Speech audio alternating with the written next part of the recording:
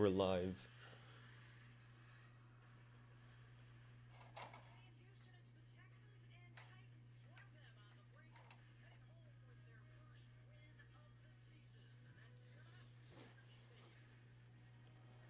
Let's go.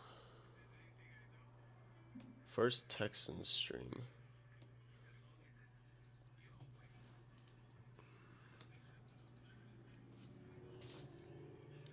Really excited about this one. Let me try to get everything set up here.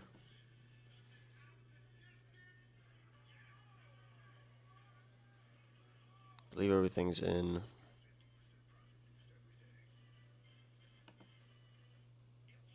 Make sure the settings are good. Yes, they are, I believe. I believe we're up and we're good to go.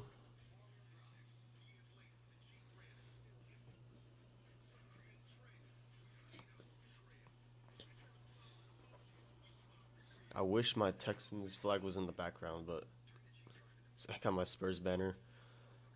Let's see, let's do this. So I can see chat now. And I believe we're good to go. I think everything's set up.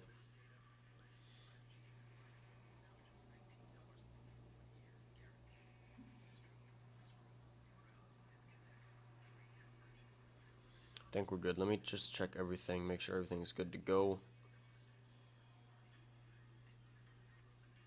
I literally just woke up like 30 minutes ago. So I work late today, so I'm able to do this stream, but I'm gonna have to do this stream. I have to eat and then literally go to work.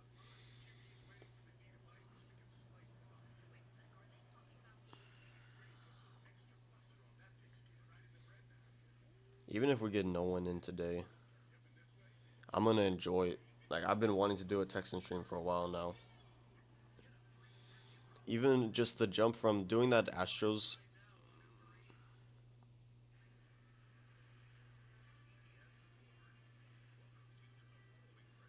Let me see how quality is and stuff. So, I work late today, so I'm able to do this stream, but I'm gonna have to do this stream. I have to eat and then literally go to work.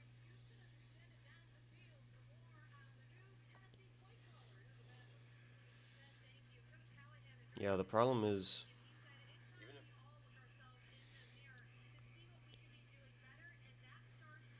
if I lean too forward, I'm too close. But what I can do is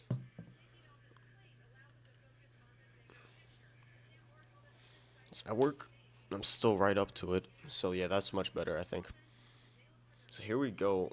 It is kind of suck that I have to look this left to the watch the game. Usually what has been in the streams, my camera's been all the way over here to the right. But this time I'm trying to do it face on. I've also just put myself on one side of the screen.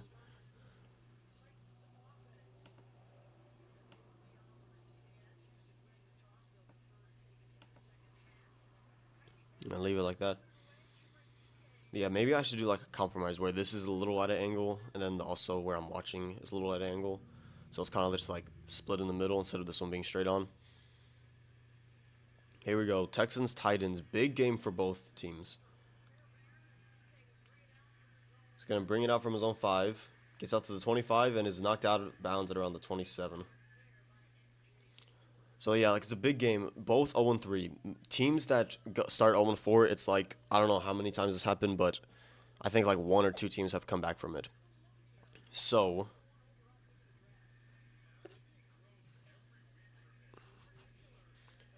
if you lose this game, basically your season's done. So for the Texans, this game is huge. If they want to have any chance at the playoffs. Here we go, though. 1st and 10 at their own 28. Cam Morton shotgun. He's going to hand it off. He's going to run up the middle. He's going to be tackled for a gain of about 3.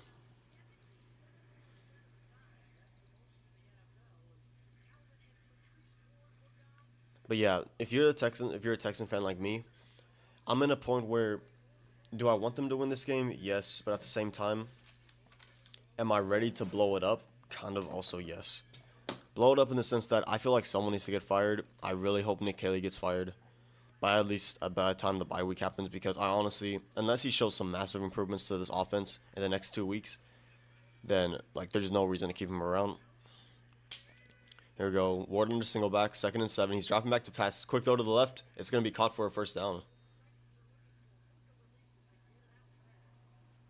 Quick, easy throw. And that's what the Titans probably want to do in this game with Cam Ward, who seems to be getting better by every week. But the thing is, the Texans' defense, and the pass rush in particular, is really good, and the Titans' offense has not been great. So you don't want Cam Ward to be uncomfortable in this game and making unforced errors and bad decisions. So quick, easy throws, just like that one. Step back, 1, 2, 3, look to the left, bang. That's what's going to be crucial for this Titans offense. Here we go. 1st and 10 at their own 39. Cam Ward in shotgun. He's going to fake the handoff. He's going to roll to the right. Will Anderson chasing. He misses the sack. Alshire coming. Ward throws it downfield. And it's caught.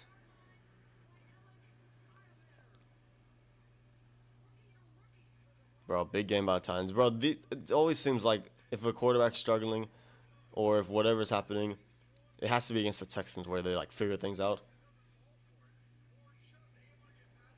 Dang, Anderson almost had that sack.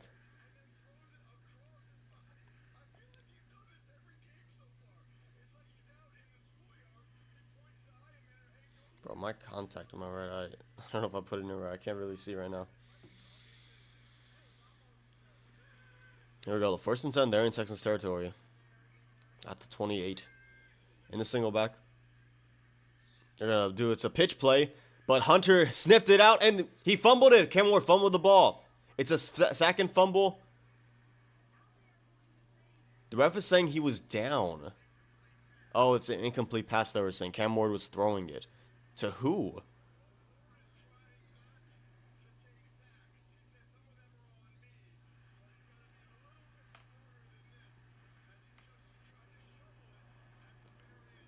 Threw it to who, though? Like, I don't know if there's anyone in the area. So the running back gets it, pitches it back. It's a... kind of just throws it to the lineman.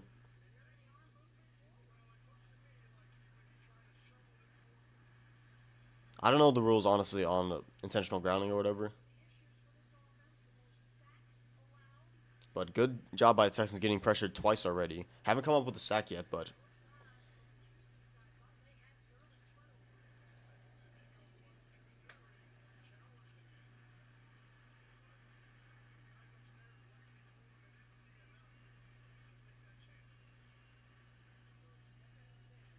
2nd and 10 here. Give it to Pollard. Fights off for a gain of about 4 or 5. It's going to be 3rd and 5 here.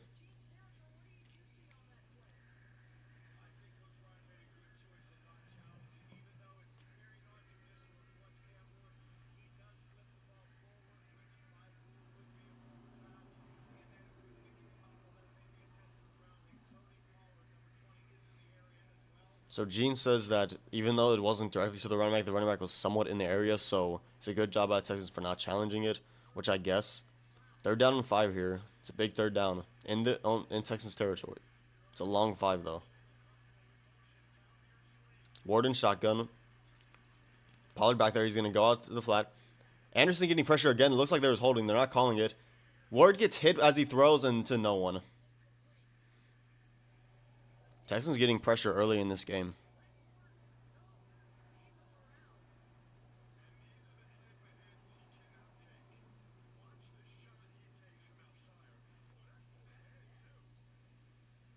They didn't. Texans are lucky they didn't call roughing the passer. He went right to the head of Cam Ward with his arms, but I think because he's running outside the pocket, does that make him a runner? Is that what the rule is? Here we go, 41-yard attempt here. Titans could score early in this game on their first drive. Kick is up. It's pushing right, and that's going to be no good. Texans come out unscathed. 0-0 to start this game. Decent drive, though, for the Titans. They had a couple of good plays, but it's good and positive that the Texans were getting pressure, like, a lot. They got pressure in, like, 3 of those plays on that drive, so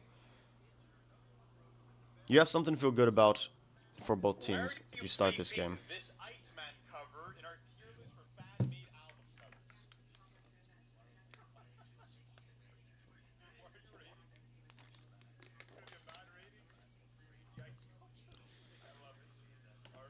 Let me try putting something in chat. Who you who you rooting for? Texans or Titans?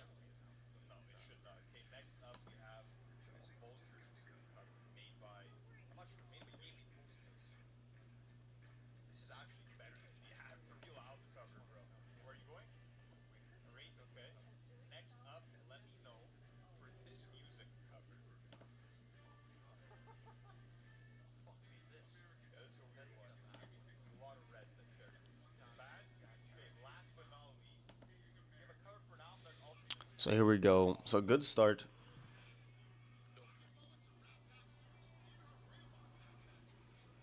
Did anyone watch the Oregon Penn State game last night? I want to do a video on that right after, and I do feel like I maybe do need to start doing some more videos, some high quality videos before I start streaming so much, and that would help grow my audience and get more people to the streams.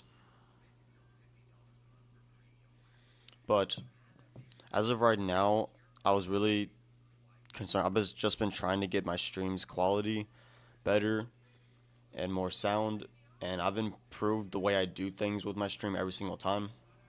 So the big picture thing is like by the time NBA season comes around, hopefully by then I can do some quality videos to where I get somewhat of a following, so some people are watching the streams, and when some people watch the streams, then it will just hopefully grow like that.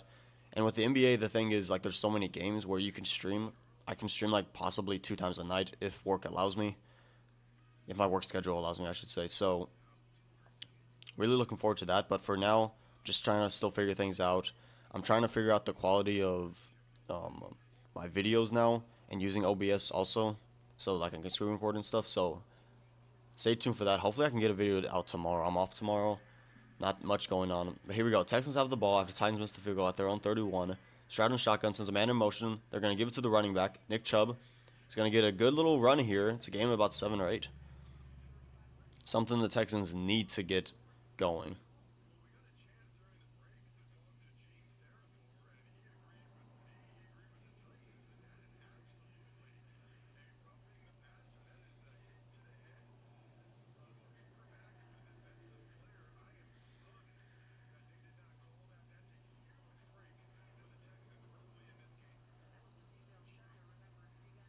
So here we go. 2nd and 3 for the Texans. Here we go. Since Schultz and Moulton, they're going to give it to Nick Chubb up the middle. He's going to be met right away and gets a gain of about 1 or 2. So it's going to be 3rd and short here. 3rd and 1 possibly.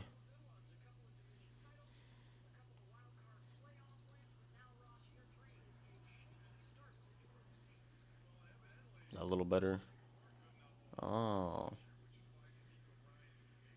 Here we go.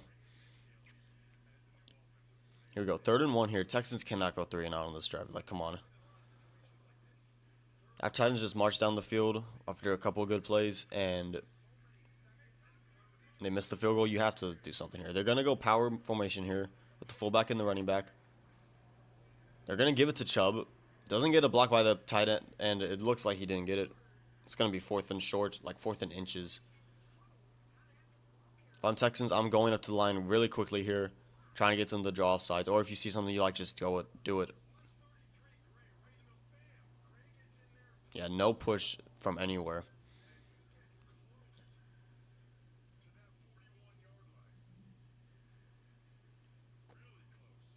He was really close, but they called it 4th short on the field. They're looking to see if they need virtual spot here.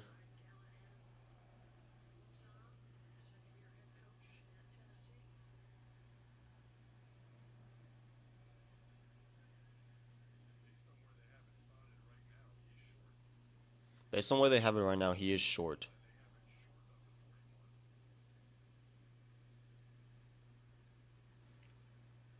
Everyone's looking at the replay. Texans think it's a 1st down. Yeah, Texans need to they need to get some momentum here.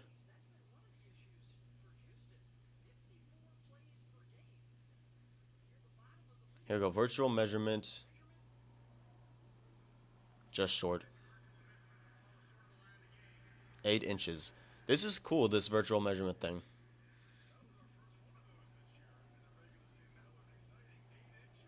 Yeah, this apparently was the first virtual thing this year. That's actually pretty cool.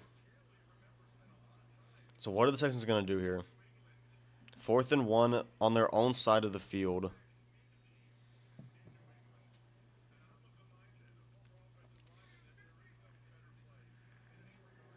At their own 41, this is risky if they snap it. You better be You better be comfortable with what you're going to do. They're going to QB sneak and Stroud gets it easily. Good job by the Texans.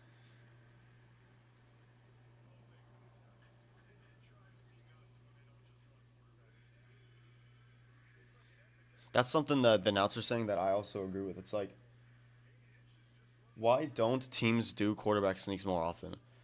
Instead of taking more time to let the defense get pressure, to step back and give it to the running back, and then him try to make a hole and make a move, it's like, the quarterback sneak is just much more efficient. It's much quicker, so when you snap it and the defense is not ready, you just go immediately. You can get a push right away.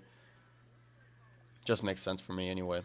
Here we go. 1st and 10 for the Texans after a pretty risky 4th down conversion. He's getting pressure on the right side. He throws it down the middle to Schultz. It's caught for a 1st down. It's close to a 1st down. It's going to be 2nd and 1 here. A gain of about 9. Stroud on the Texans going a little quick here.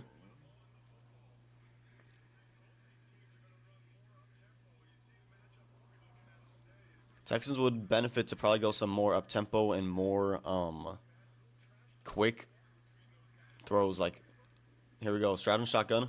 Looks to the right. Throws to the right. Schultz again for a nice 1st down. I'm liking what I'm seeing right now. Again, tempo is cool, but the quick, short throws to keep the defense honest, getting the running game going is huge.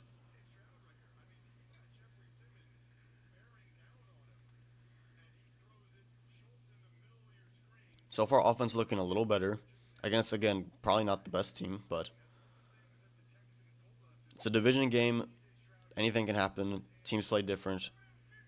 So, here we go. 1st and 10. Texans in the Titans territory now.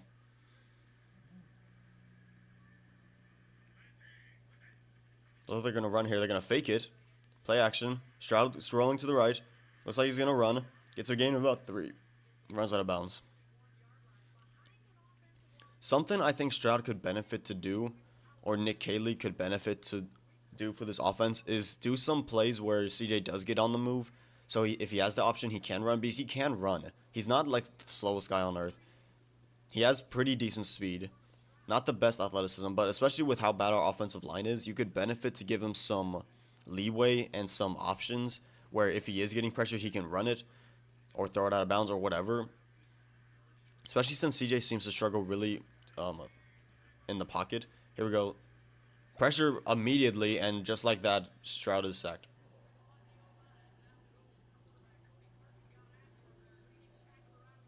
And that was pathetic. I mean, there's pressure immediately on the right side. Left side, excuse me. So linebacker and end are going to bring pressure here. Let's see what happens.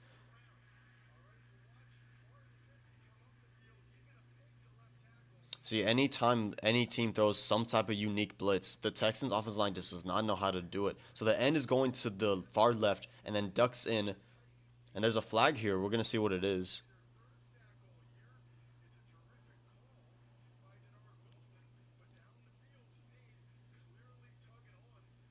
Looks like defensive holding in the backfield, in the secondary.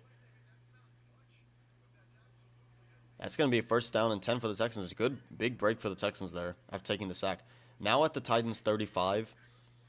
They're going to run it here. Pressure, but they get a gain of about 3 or 4.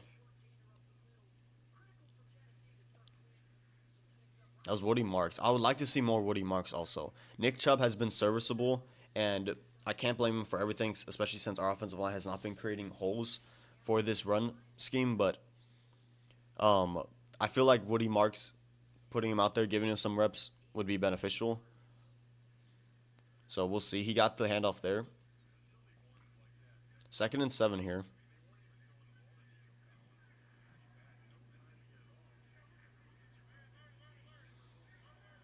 4 seconds left on the play clock. Stroud needs to hurry up. He snaps it off in time. And Simmons, who probably noticed the play clock going down, jumped perfectly and was unblocked right up the middle and sacked CJ almost immediately.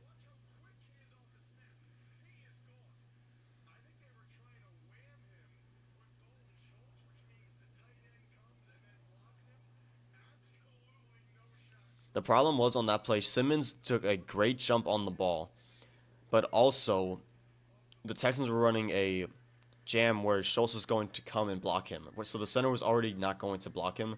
So it was just a mixture of disaster. Here we go. 3rd and 10 here. Stroud back to pass.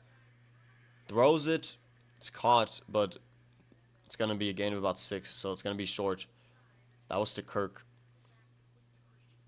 Don't hate it. You know, they played it smart. They're going to kick it. Right decision. Cammy Fairbairn should make this. Definitely in his capability. 47 yards here. Philadelphia and Tampa Bay are going against each other today. That's 2 undefeated teams, I believe. That's a good game. So 47-yard attempt on the right hash mark. The snap is good. The kick is up. And it is good. Right down the middle. Problem with Texans Stadium, or I've noticed, or maybe it's the broadcast of CBS, whenever they kick it, but I feel like whenever it's on CBS and in the Texans Stadium, you cannot see where the ball is. I don't know if it's the way what the fans are wearing or what the seats look like, but I could never tell where the ball is. Maybe I just have bad eyes.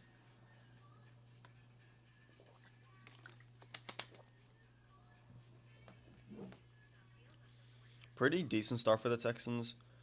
Like on the first play, on the first drive, yet you let the Titans kind of go down the field, but you brought pressure when you needed to. Kind of got lucky with that non-roughing the quarterback call, and then also going down the field, converting on 4th down.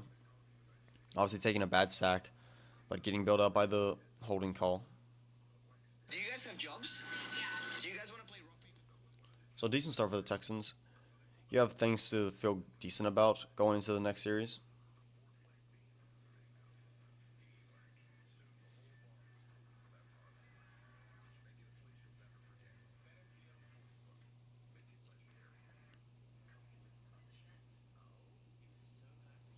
Here's the thing, if I don't get enough people in on this stream, I'm going to have to, like, during halftime for sure, go out and do some things, maybe eat something. Because I do have, things to take care of. Ideally, I would get these things done beforehand, or I'd get them done afterhand, but for me, I still have another job. I have to go to that, like, an hour after I end this stream, so it is kind of tough. I will be off tomorrow, so I can maybe possibly catch up on some things, but there are some things I need to get done today. I'd preferably like to get done today. So we'll see how it goes, though. I'd like to get some more people in here, obviously. And for me, at least, I should, I guess, start be working on things I can work on during the commercial breaks. I'll at least start doing that for now. I'll stay here, but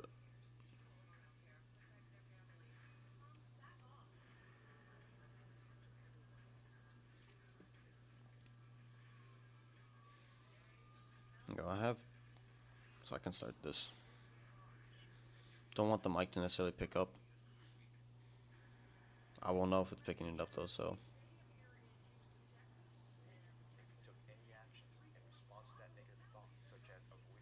We're back on. So here we go. Texans on the first drive got some points out of it, so that's, we'll take it, especially with this offense. Squib kick here. Good return out to the 34. So Titans have decent field position to start this game.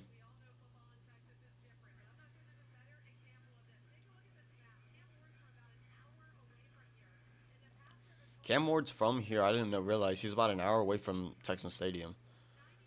Forgot what the place was called, but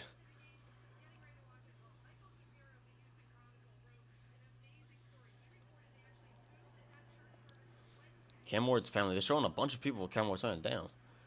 Here we go. Cam Ward in the single back. It's going to fake the handoff. It's play action. Now it's a screen to the left. Texans sniff it out pretty well, and it's going to be a loss of about 1. Maybe got back to the line of scrimmage, but Texans played that well. Didn't fall for it. Got pressure. Columbia High School. Not sure where that is. Apparently it's about an hour from Houston. Looks like he played basketball too. I liked Cam Ward coming out of college. I didn't think he was... Wasn't he number 1 pick? I don't think he was that good. But it was kind of weaker QB draft class, so was he the best quarterback in the class? Possibly. I do not think the Titans should have taken him number 1, but at the same time, they needed a quarterback, so it makes sense. I did like Cam Ward. Here we go. It's going to be a delayed handoff to Pollard. This game about 3 or 4. I liked Cam Ward. I watched him, Miami, obviously, but I was even watching him before at Washington State. I watched him. I root for Oregon, so we played them a couple of times, and he looked good. I liked the way he can move. I liked his throwing ability, his accuracy, his ability to navigate an offense, which they did really well at Washington State. So he struggled pretty decently so far, but it's only 3 weeks in. He's a rookie. Here we go, 3rd and 7 here. Preferably you don't want to be in these situations if you have the Titans. You have Will Anderson and Daniel Hunter. It looks like there's confusion in the Texans secondary. They're trying to figure it out. Here comes 5-man rush. They're getting pressure, and it's dangerous throw down the middle. Would have been short anyway. Incomplete, though. Texans seem to be getting pressure when they want to.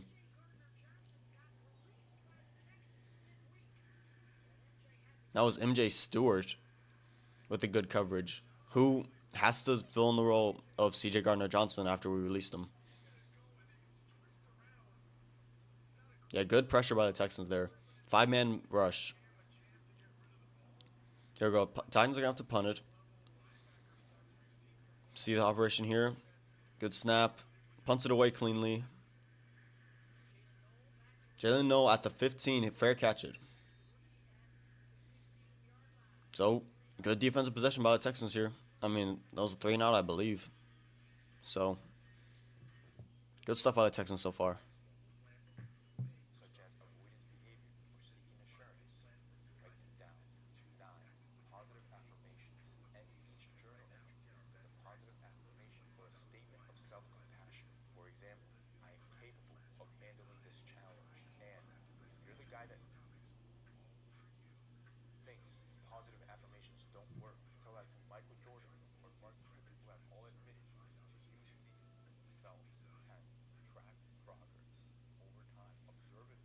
I do apologize to anyone who comes in and just sees me staring at my phone.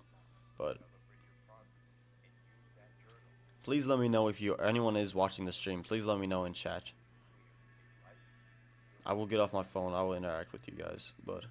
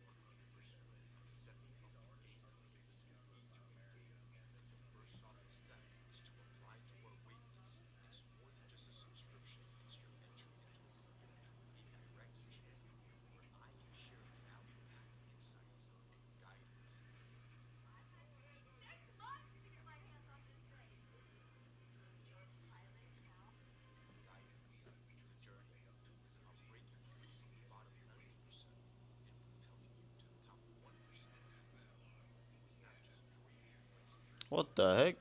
We're coming back from commercial break. We see this. I don't know if they got married at the Texan Stadium. Yeah, what the heck? Let's see if they say anything about it.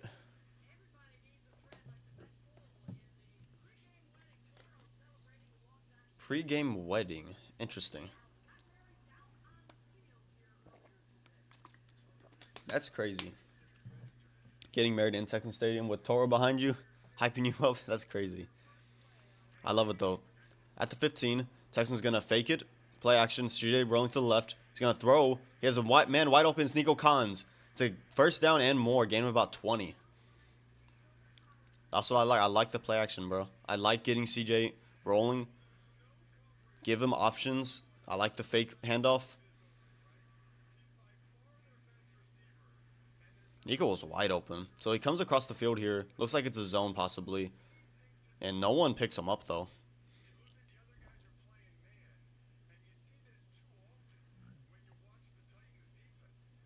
So here we go. 1st and 10. Good first play for the Texans. They're at their own 37. They're going to hand it off to Woody Marks. No room, and he tries to make a move. Gets a gain of about 1 or 2.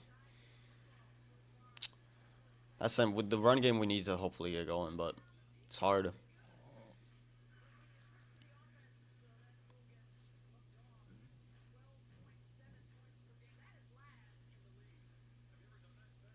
Yeah, Texans right now 12.7 points per game. That's worse than the NFL. It's pathetic. It's not good. Here we go. CJ in shotgun. He sends Schultz out in motion. Could have been a false start there. Stroud gets it out quickly to Xavier Hutchinson, who gets close to a first down. It'll be 3rd and 1, 3rd and short here. Near midfield. They're going quick again.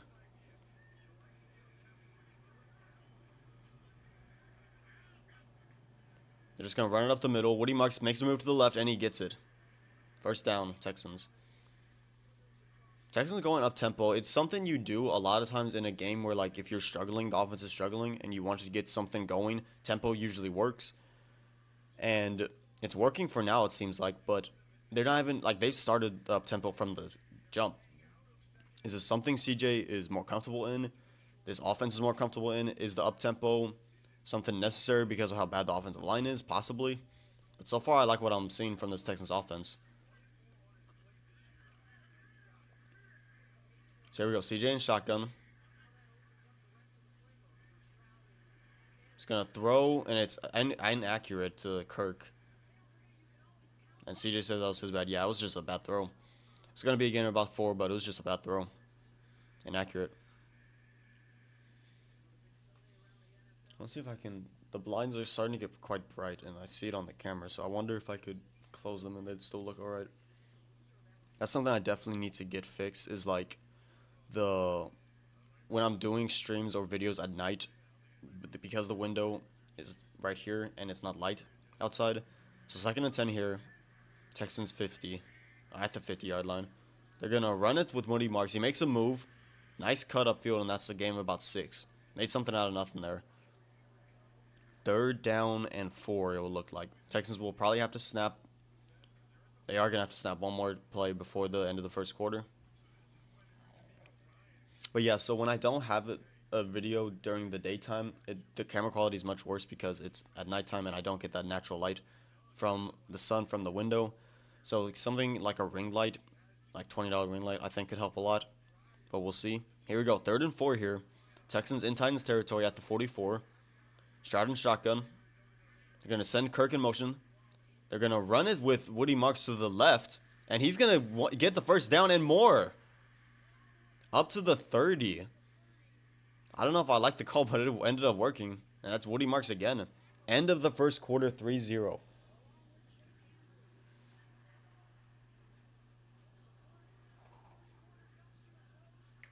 Let's see how that looks. Yeah, it's still decent, and I'm just going to leave it at that. I don't like the sun right in my eyes.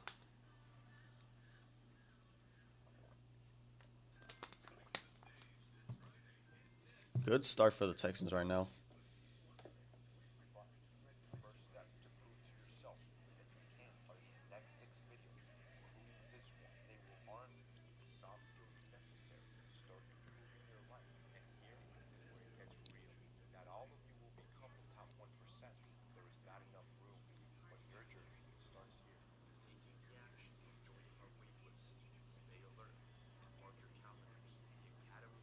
Actually, the brightness, I can tell, is not... I can't reach it, bro. Hold up.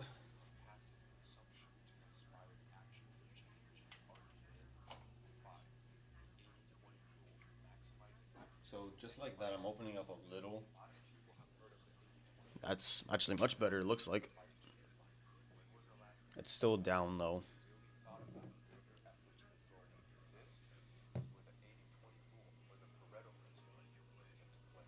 The Pareto principle.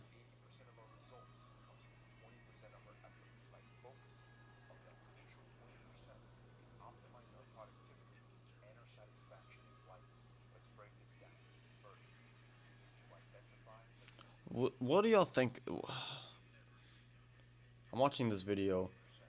The guy's explaining the Pareto principle. It's essentially what it is 80% of your success or your outcome or your results comes from 20% of your work.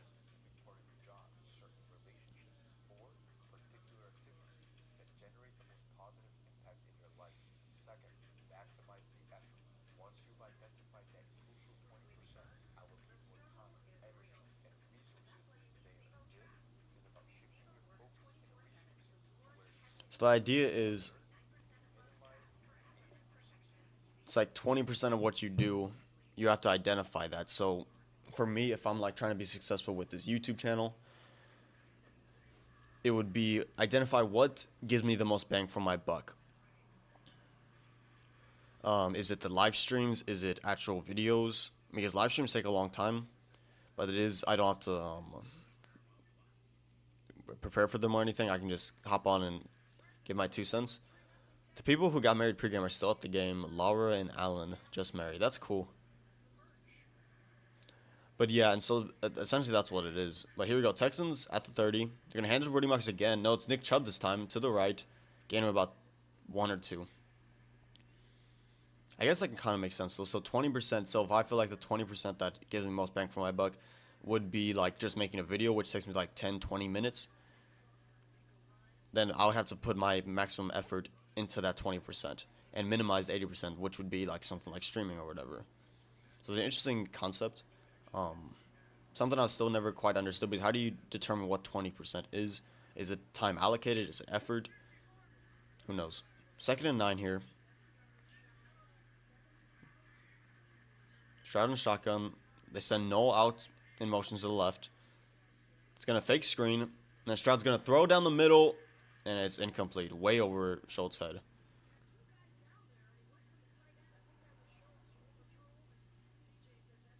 CJ still has his head again. That's the second time, though. CJ's just kind of missed.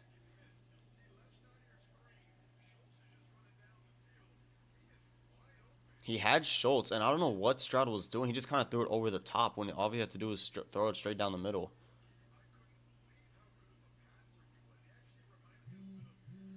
Maybe it is something with CJ where it's like his confidence is shaken, because those are throws he can make. Even at Ohio State, like he can make open throws. Here we go. Now it's 3rd and 9, though, for the Texans.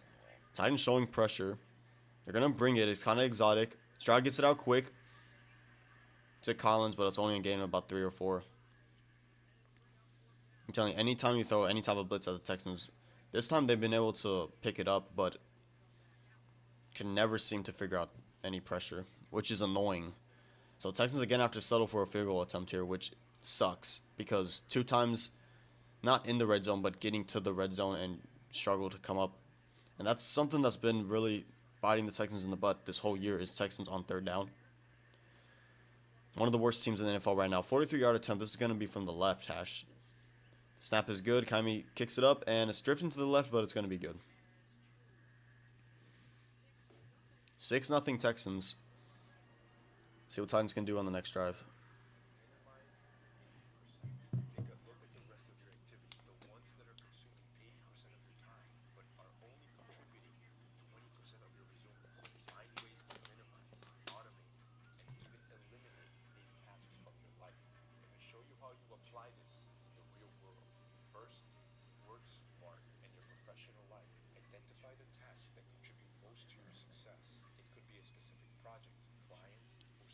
You know, I kind of fuck with this Pareto principle.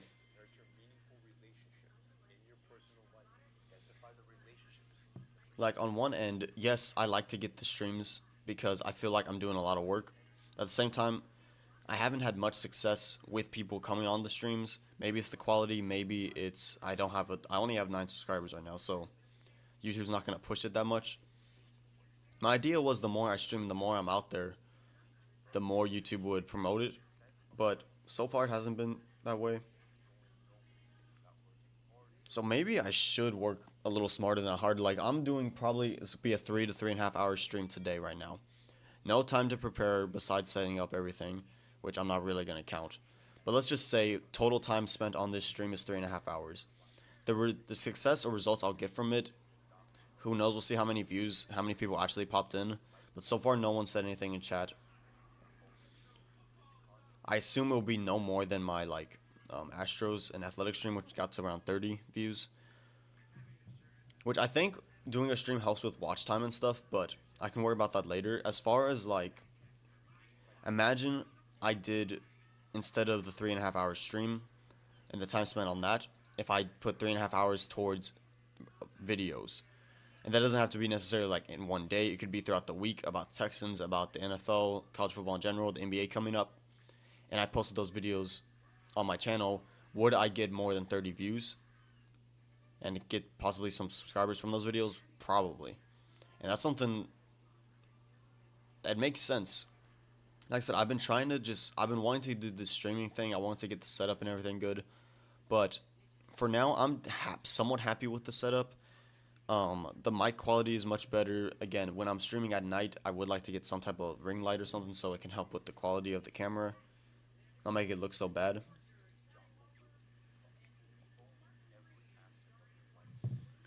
But, and it's also a part of streaming, and it's also part of getting myself used to just talking on mic and on camera. And it's also like getting the streaming and the just the camera and everything set up, so when I do videos, it's easy. I set it up and it's ready to go. But maybe I should start doing some more videos. Like I said, I would like to do a video tomorrow. Here's the kickoff. It's gonna be caught at the 5. He's gonna run it out to the right, cutting back in midfield. Texans covered it well though, and he gets out to the 21. But yeah, maybe I'd like to do a video tomorrow. I am off tomorrow, but I'm going to be busy later, so I couldn't do the live stream of Monday Night Football if I wanted to. I would do. I'm so surprised the most successful live stream has been the Athletics and Astros live stream. I doubt I'm going to do any more MLB live stream because Astros are eliminated from the playoffs. They're the only team I really care about. Maybe I'll do like a World Series stream, but other than that, I really don't think I'll do another baseball stream. Here we go. 1st and 10 now at their own 22. Warden single back. He's going to hand it off. Pollard wriggles up and maybe gets 3, maybe gets 4. Not much there, but he's able to make something out of it.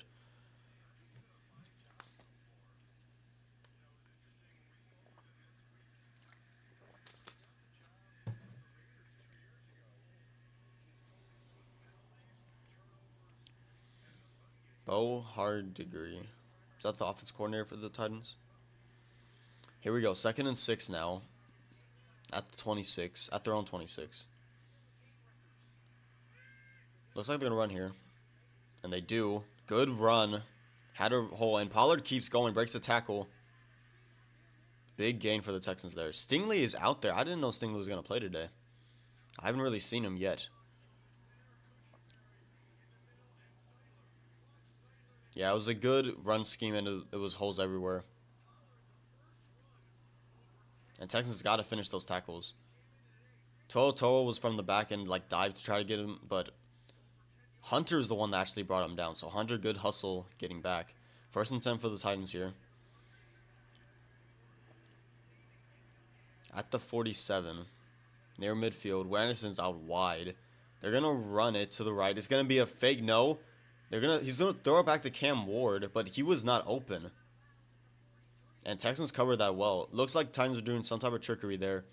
It was a pitch to the wide receiver to the right, and the receiver was looking back to throw to Cam Ward, but Cam Ward was covered. So Hunter sniffs it out. Instead of running to the play, he runs to Cam Ward, which was good. Good decision by Hunter there.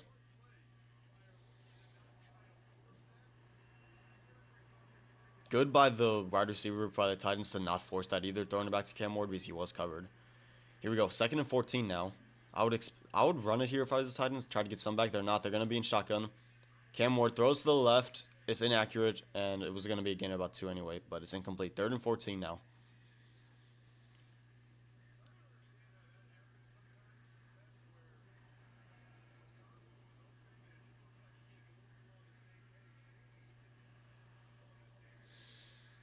So here we go. 3rd and 14. Big third down here for this game. Texans, I would assume, would bring some pressure and just keep everything in front of them. They've had success when they brought pressure. Cam Ward out there by himself. 4 or 5 receivers out there. Texans only going to bring 4. They get pressure up the middle, and he is sacked.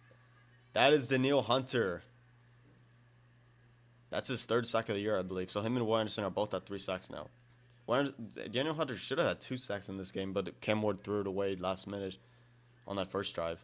So Hunter's is on the right side, and they throw some of an oxidized blitz here where Hunter is going to act like he's going on the edge and then dips inside where Falukaski also goes to the right to make up for it. It's good. Good defense by the Texans so far, which has been, consistent throughout the year. Here we go. The punt operation. Bring pressure, but it gets it off cleanly. Noel gets it at the own 25. Makes a move. Out to the 35. Out to the 40. Gets hit hard. And that's where the Texans will start this drive. Good field position for the Texans.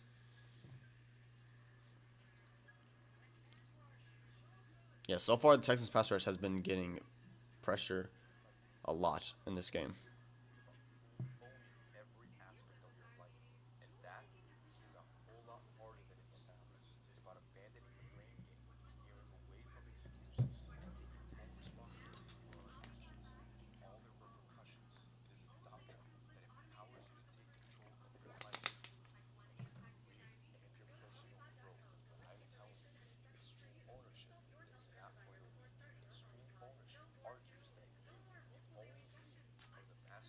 Something I also need to keep track of.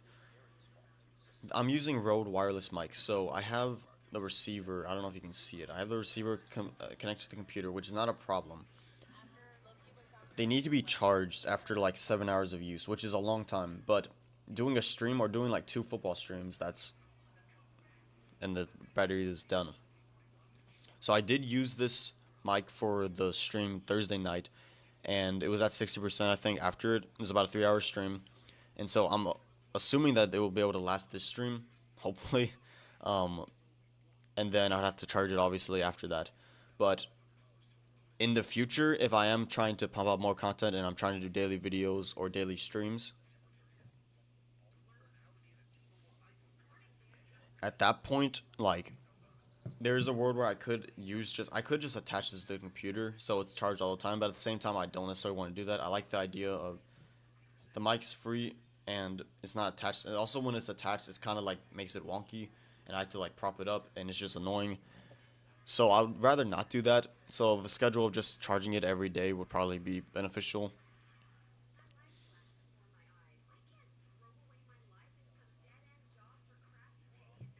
But yeah, I definitely want to start doing more videos. For me, I feel like during the NBA season, it will be easy to do videos because there will be games. Hopefully, I'm watching every night because I'm doing streaming at night. If not, I can watch highlights of the games that I really care about, or the Spurs highlights in particular. And so I can do kind of daily videos on the Spurs about how the game previews or reviews. I hope I can do that, and that will be somewhat entertaining and engaging. As far as football, any videos on the Texans I can do. I can do a preview of their games in more depth.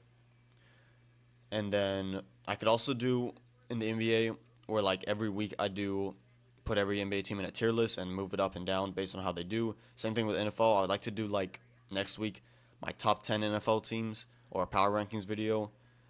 Same thing with college football, my top 10. Not a top 25. I would probably just do a top 10, maybe top 15. Here we go. 1st and 10. There's pressure here. CJ Stroud steps up and gets rid of it, trying to get it to Collins. That was better by CJ, and CJ is a little shaken up.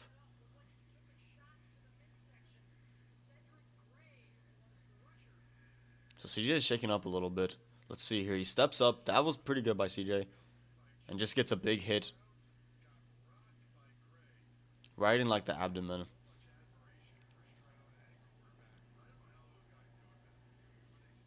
Stroud was obviously in pain. Hopefully nothing serious. It's just like you get the wind knocked out of you, kind of. So we're gonna see what Texans can do here. 2nd and 10. They're gonna delay handoff to Chubb, and he gets a gain of about 2. It's not gonna be enough. So it's gonna be 3rd and long here. Texans had good field position to start this drive, and it's 3rd and 8 just like that. That's something the Texans need to figure out. It's like the run game. I know Joe Mixon is not here right now, and the offensive line is not great, but you have to figure out a way to get somewhat of a semblance of a run game, a competent run game. 3rd and long here, near midfield. Stroud in a shotgun, 4-man rush, but they're getting to him. They get it to Schultz real quick, but it's not going to be enough. It's going to be 4th and 3 near midfield. Will the Texans go for it again? It's 4th and 3, so I doubt it. But, and yeah, Stroud's coming out, and 3-and-out for the Texans. A disappointing drive for the Texans after getting great field position off a 3-and-out.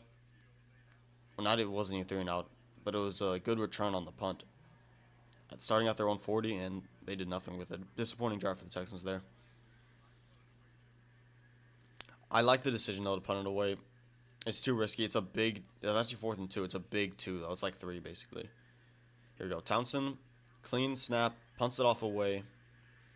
And it's going to bounce out of bounds near the 10. It will be at the 9-yard line. So, good punt. Flip the field position. I like the decision there to punt it, obviously. It's disappointing that the Titans going to get anything going on that drive.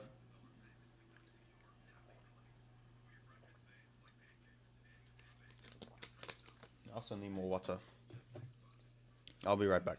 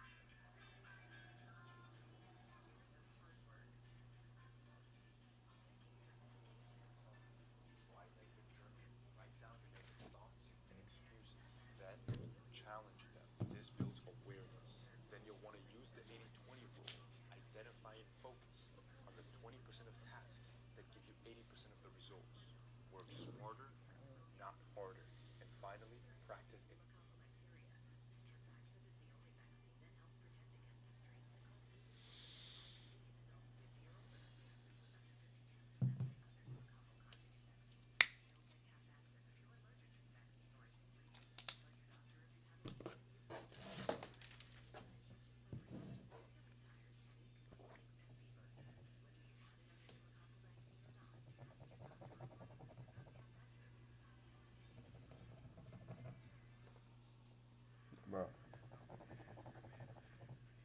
Look at the pen, man. Look at the pen, man. But it is running out of ink. Yeah, it don't work. I need to get some more pens. This is the only pen I had in my house. Or my apartment, I should say. Decent game so far. By the Texans. Offense struggling a bit, as usual, but not as bad, I feel like.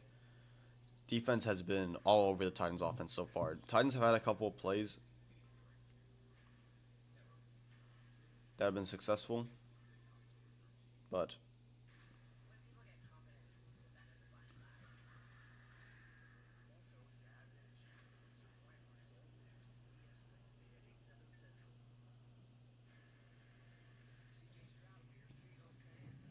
CJ seems to be okay, which is good after in some pretty serious pain taking that hit, but it seemed like it was just kind of got the wind knocked out of him. Took a shot right to the abdomen, like right in the breadbasket. Here we go. Titans started at their own 10. They put it at the 10, which is weird. They're going to run it. Get a gain of about 3 or 4 there. Pollard. Titans running game has actually been decent to start this game. I feel like Texans shut it down early, And the Titans had success throwing down the field early with that big play. But ever since then, Cam Ward and his receivers have really not done much. But the run game has been decent, actually, with Pollard. I don't know their other running back.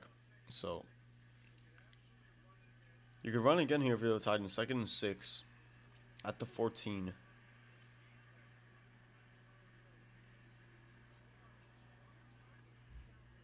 Gonna fake the run. Cam Ward's gonna fake the throw. He's gonna roll out to the right.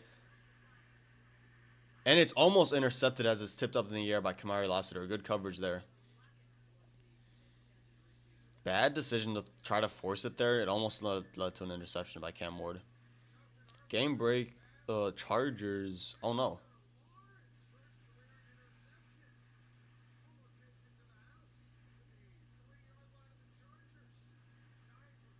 Justin Herbert threw an interception right to Dexter Lawrence, who almost ran it back for a touchdown. Got tackled at the 3, but apparently Chargers defense held them to a field goal, which is big. Chargers, I really like the Chargers. They're one of my favorite teams. 3rd and 6 here. Deep in their own territory. Cam Ward in shotgun. Anderson gets immediate pressure, and he has to throw it out quickly, and the wide receiver and him were on the wrong page. There's a flag, though. Let's see where it is. Illegal formation by the Titans offense. So Texans are going to decline it, and they'll get the ball back with probably decent field position again, depending how this punt goes. Again, when the Texans have gotten pressure, that was only a 4-man rush, but when they want to get pressure, they've been getting it in obvious pass situations. Yeah, Anderson comes in quickly.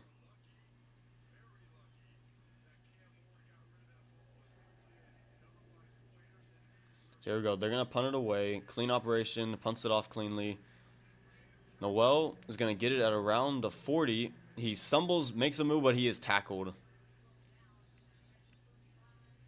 But we'll get it around the 40 again. So good field position for the Texans. Have it at their own 37 right now.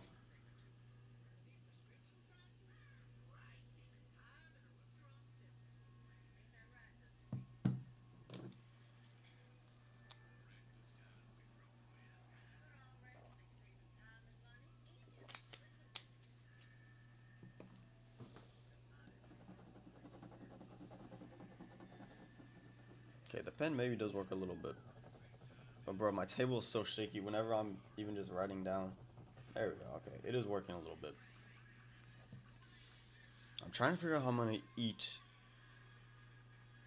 Because again, I'm doing this stream till probably around 3:30. I have work at 5. So I think it's 5. I'm going to try to get there at 5:15. Yeah, I have work at 5. I'm going to try to get there at 5:15. So I essentially have a good hour, maybe about 2 hours to do whatever before then. I'm trying to get as much done as I can during breaks here. I think during halftime I have to go and do something. I'll put in chat that I'm away again, just because I have no one right now, to my knowledge, that's watching. Actually, I can check the. Let me see. So I've had 9 people actually tune in. That's not bad. People stay for an average of 17 seconds and then they're out of here.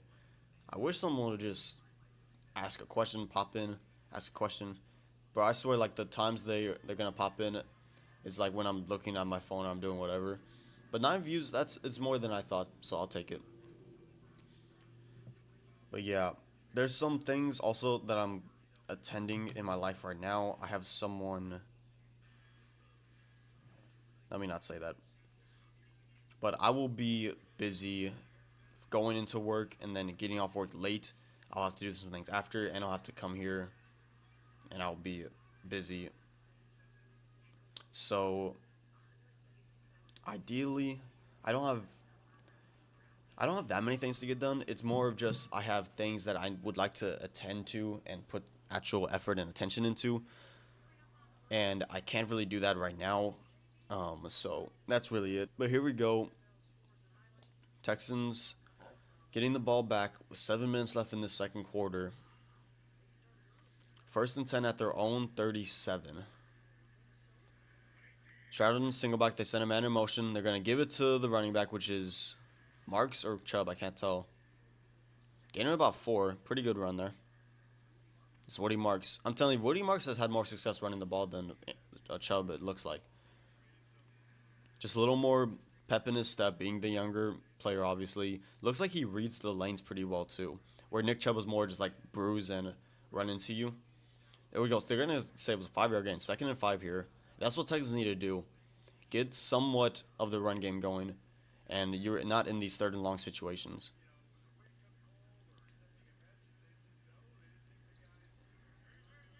So here we go. 2nd and 5 at their own 41. They're going to give it to the running back. Marks sheds the tackle and gets a gain in about 4. There's a flag. Usually it's a hold.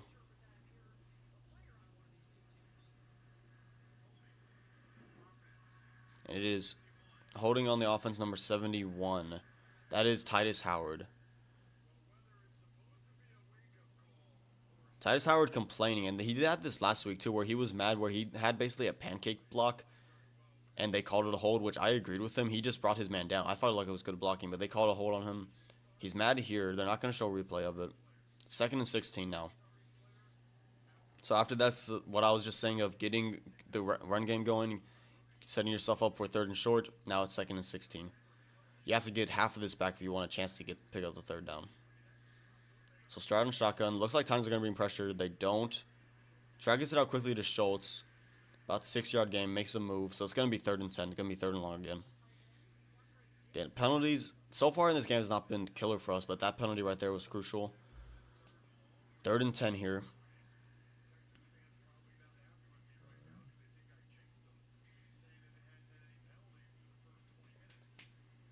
Yeah, we've only had 1 penalty, and that was that penalty right there.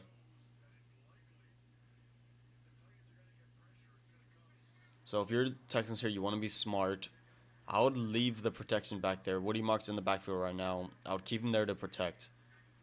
Titans only bringing 4. Stroud has time. Gives it to Marks, who stumbles, though, going backwards, and he's a yard short. It's going to be 4th and 1. If I'm Texans, I'm going up the line quick. I'm going up to the line quick. They're not going quick. It looks like the offense is staying out there, though. They're bringing in the heavy package. I don't know. Don't know if I would go for it. But if they have something that they feel confident about, 4th and 1, let's see how big this 1 yard is. It's a big one. So you can't necessarily just QB sneak it. They're going heavy package. Stroud sends Schultz in motion. They're going to run that way. Woody Marks gets it. There was pressure on the side they were trying to go, but Woody Marks made the right decision to cut it up left field. And 1st down for the Texans. I didn't even like that call, but Woody Marks makes it work because where they're trying to go and going heavy, they're setting Schultz in motion to block on the right. There was nothing there. Titans got pressure there, and Woody Marks had to cut upfield to the left. Here we go, near midfield now at their own 48. Stroud in single back. Sends tight end in motion to the right. They're going to run that way. Woody Marks, nothing there. Oh, it's actually Chubb. Gets a gain of about 2. Near midfield now, literally at the 50-yard line. 2nd and 8 here.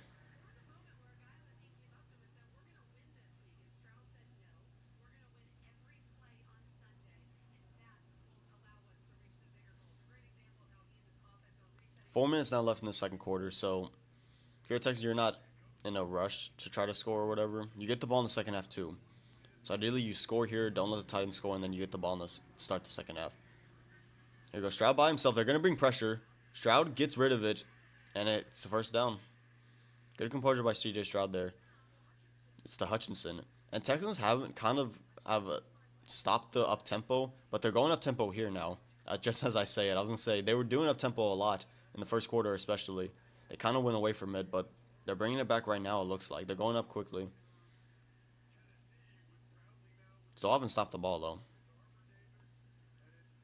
They were somewhat going quick, but they brought in substitutions, so they're huddling up now. But yeah, I feel like the going quick was kind of working though, and they kind of went away from it. So we'll see. 3 minutes now left. They're at the Titans 41, and Texans are gonna have to call a timeout. Something was confusing. Stroud looks a little annoyed that they couldn't get it set up. Be back in 30 seconds. So I need to start preparing. Halftime will be just around the corner. I'm not going to stay here. I'm going to have to go get some things done. What should I get done? I should eat something. I'm hungry.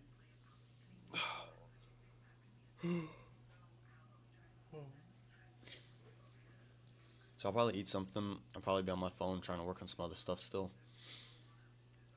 I think halftime usually is around 10 to 15 minutes, so I'll have 10 to 15 minutes to eat a little something. And we'll see, though. Yeah, I will not be here for halftime, though. Unless I get an influx of people coming in, but I doubt that's going to happen.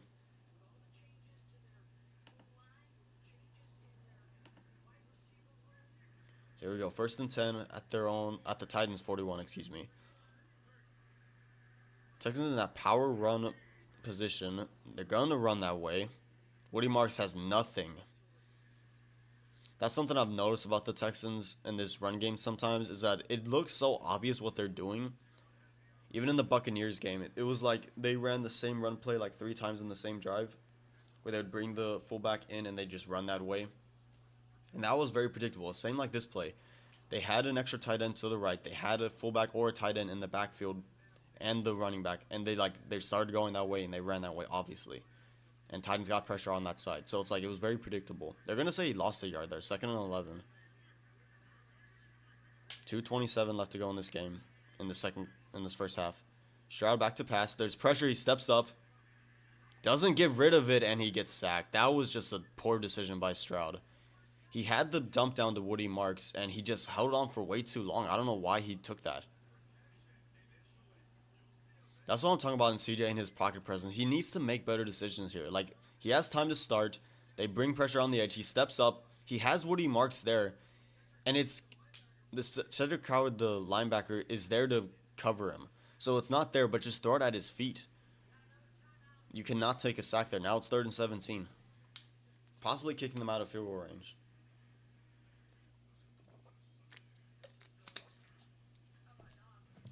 That's what I'm saying about CJ and his pocket presence. He needs to be better, especially in that situation. And I get it. He gets pressured a lot. But I was telling my brother this the other day. It's like, you'd think someone who gets pressured that many times would actually know how to deal with pressure. He does the same things he's done since his rookie year, honestly. People forget that in his rookie year, yes, he was great. But there was, like, our offensive line was not great that year either. And it hasn't been great since he joined the league. He got sacked a lot in his rookie year. And he did struggle with stepping up with the pocket and stuff. I don't know what has happened to CJ. I think his confidence is shaking a little bit.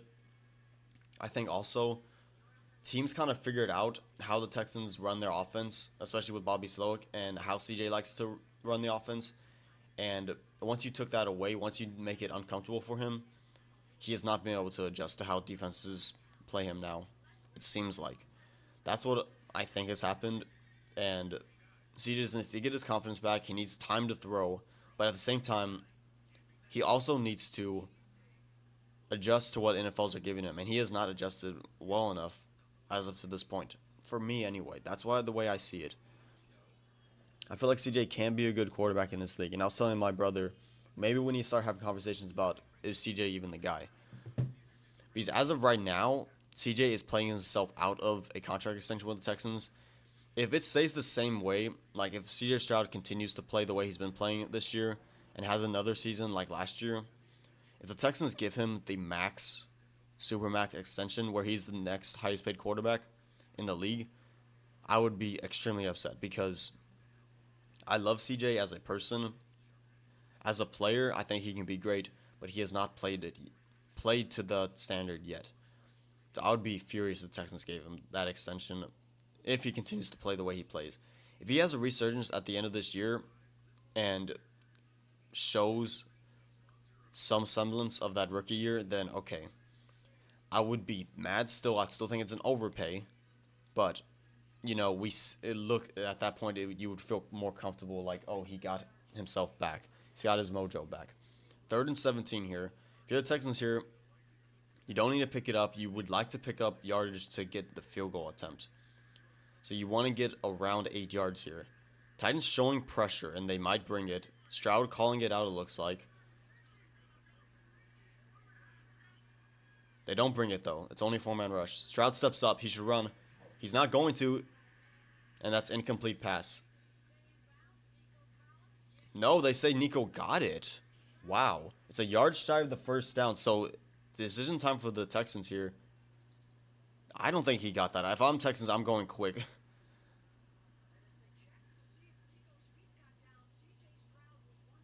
Ooh, it was close. His feet were coming off the ground. So play's going to be under review.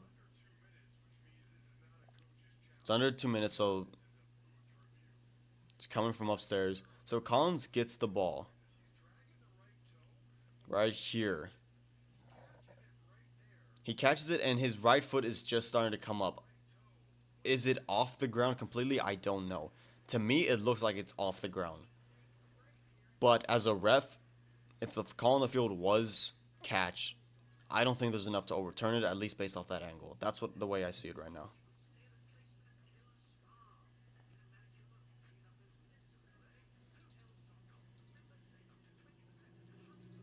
I thought CJ should have just run it because I felt like he could have gotten close to the yardage they needed for the field goal.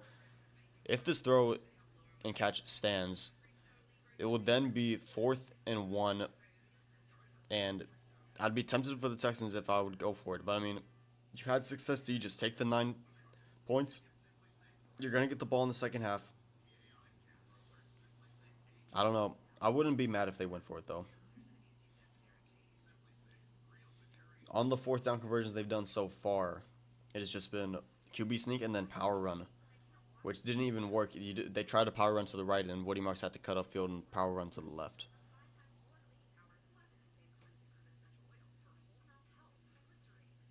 I got one thing done, which I really want to get done, which is good.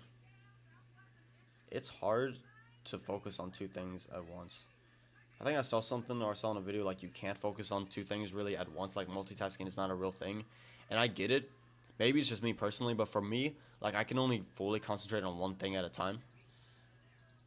So during commercial breaks, when I'm working on other stuff, I'm fully invested in that. Whereas when I'm going back here, I'm fully invested in the stream. So you could say it's multitasking if that's your definition of it. But for me, that's not multitasking. It's just diverting or spreading out your attention, jumping in and out of attention, because like I'm not attending to the stream a little bit and my other work. I am working fully on whatever I'm working on my phone, and then when the commercial breaks done, I'm coming right back to this. So that's the way I see it. But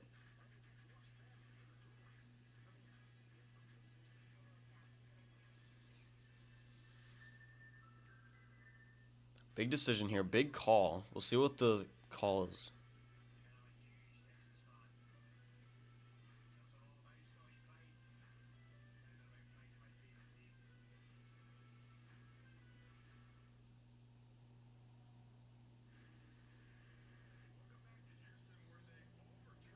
They overturned the call.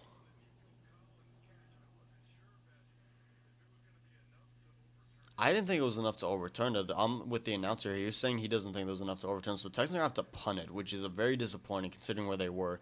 CJ Stroud taking that sack and then not running for it there.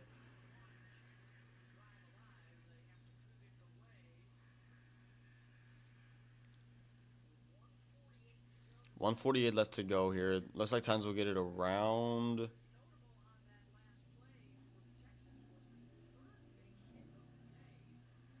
at the 22. Dang.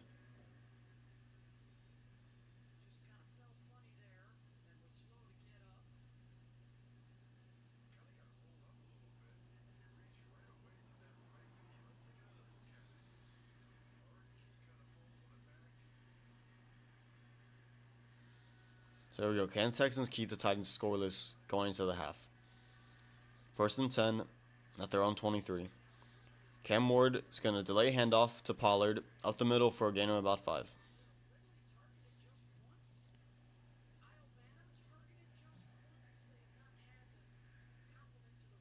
Second and 5 here. 1:35 left to go.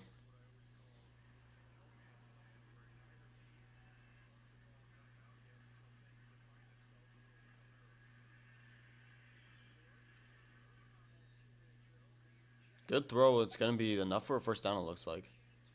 Titans going quick here.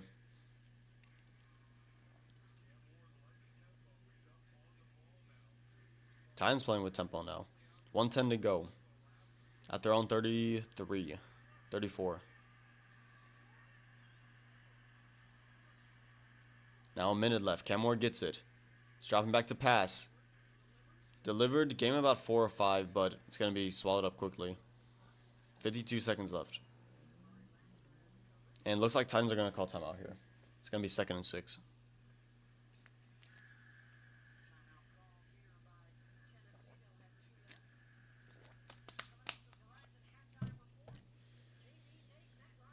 Pretty clean game so far. No turnovers.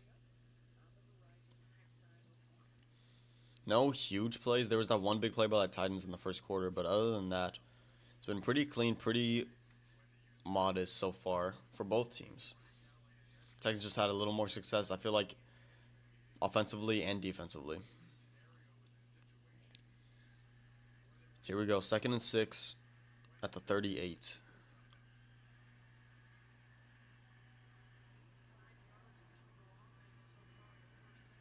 Four-man rush. Cam Ward going to throw deep. Back shoulder, but it's incomplete. Was covered well. 3rd and 6 here with 46 seconds left.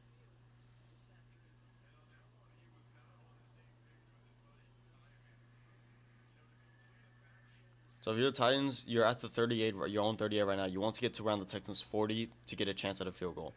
But you have to pick up this 3rd down first. If they don't pick it up here, would the Texans be willing to call a timeout, or you give the run the risk of the Texans getting the ball back and trying to score? Depends on what they do here, if they run or pass. Where Anderson's out far wide left. They're going to bring pressure. It's a 5-man rush. They don't get to him immediately, and because of that, Cam Ward is able to give it to Cam Ridley near the 40-yard line. So just like that, they got it. It was a 5-man rush, but it did not hit home. Like, they did not get pressure. Timeout called by the Titans again with 38 seconds left.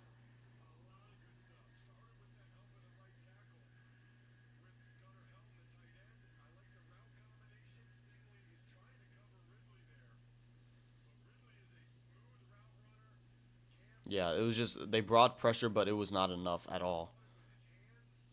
Stingley was guarding Ridley, but it was a crossing route, so he kind of had to play off of him, and then when he started pursuing, it was too late. Here we go. 39 seconds left. Titans are near field goal range already. They are actually. They're at the 40-yard line, so they are in field goal range. Don't think he made the 40-yard line, but refs give it to him. So if you're Titans here, you kind of just, I would just run it. If you had success on delayed runs, you're going to throw it. Ward throws it, and it's incomplete. It was a good throw. Had a chance to catch it, but Kamari Lassiter put his hand in there and possibly broke it up last second. So he gets it, high points it, and then Kamari Lassiter just stays with it and rips it out. Good job by Kamari Lassiter. It was good coverage.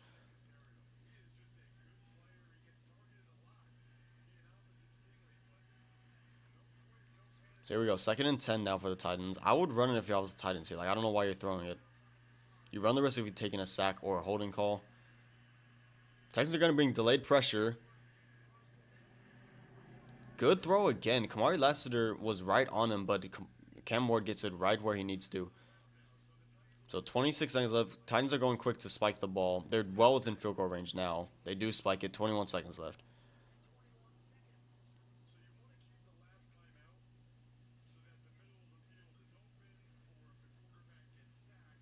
So Titans keep the last time out, which is smart because you want to be able to have all your options here. You don't want to necessarily not being able to throw to the middle, not run. You also, if you take a sack, you have the timeout, so you don't have to go out there quickly and try to rush a field goal. So I like that decision by the Titans there. 2nd and 10 here at the 29. Well within field goal range, so the Titans kicker did miss a field goal early in this game, though, we have to remember. Cameron gets it out quick again, and it is a bad throw, and Lassiter was on it, but it was underthrown very poorly. It was tipped at the line, excuse me. That's why Lassiter almost intercepted it. It was tipped by Tim Settle. Got his hand up there. And Lassiter was playing it well and was reading it, but it was just because it was tipped. If that wasn't tipped, it may have been intercepted.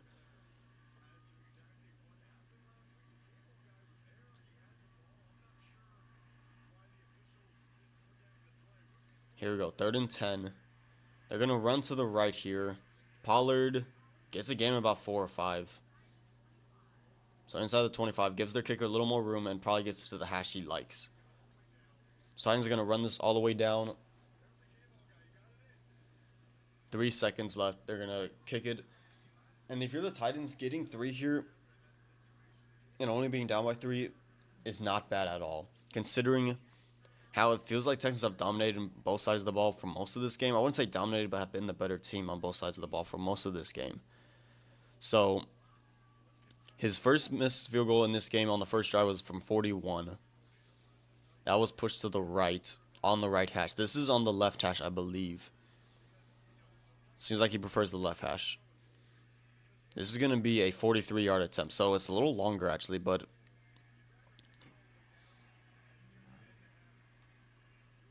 so here we go.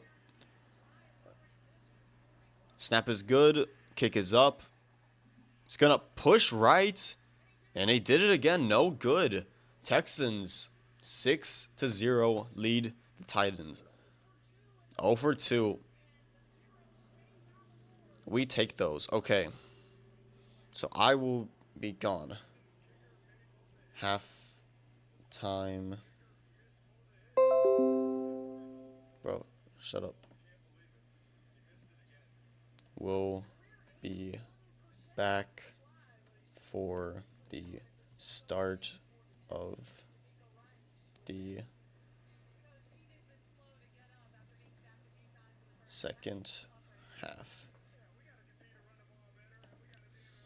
Halftime will be back to start of the second half. Boom. I will be back, guys.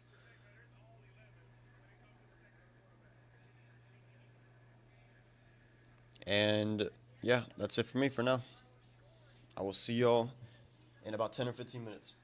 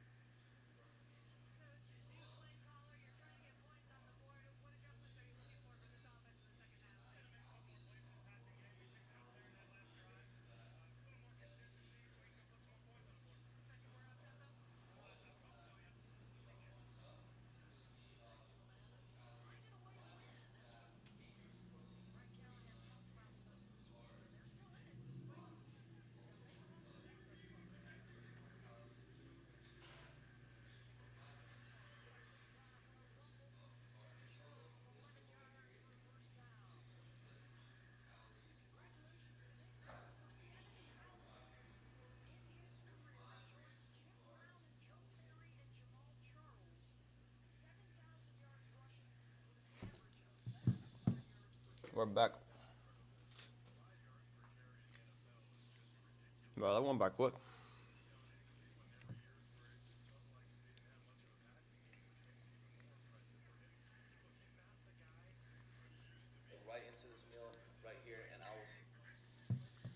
Here we go.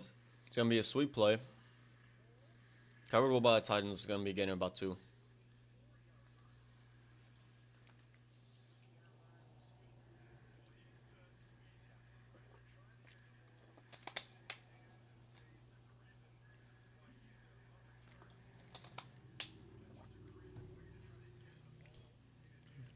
Yeah, Texans had a really good return.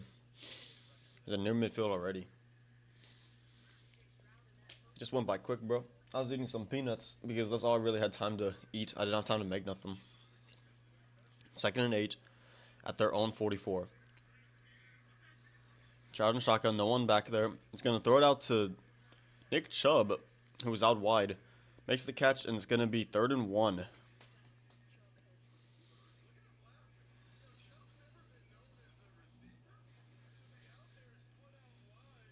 Here we go, 3rd and 1, near midfield. Big 3rd down to start this first half. Second half, excuse me.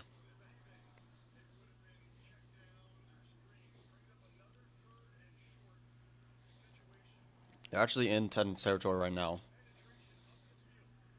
Let's see. Here we go, Nick Chubb. They don't get any hole, but Nick Chubb's able to bounce to the right, and that's a first down for the Texans in Titans territory. Yeah, Titans got immediate penetration in the middle, but Chubb cuts to the right and then makes a juke. Gets a gain of about 5 or 6. Really good running there by Chubb. 1st and 10 here. At the Titans 47. No, 48, excuse me. 43, my bad. I'm tripping, bro. Stroud, they're going to run it with Woody Marks. Nothing there. Woody Marks makes a move, cuts it to the right, and that's a gain of about 6. There was absolutely nothing there, but the shiftiness from Woody Marks gets them something out of that play.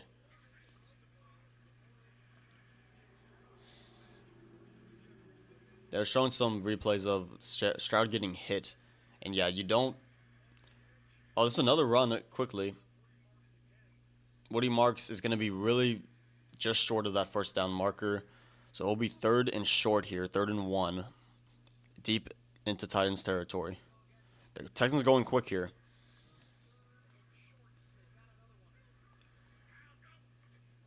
They're going to run with Woody Marks. Nothing. It's a loss of about 2 or 3. That was pathetic.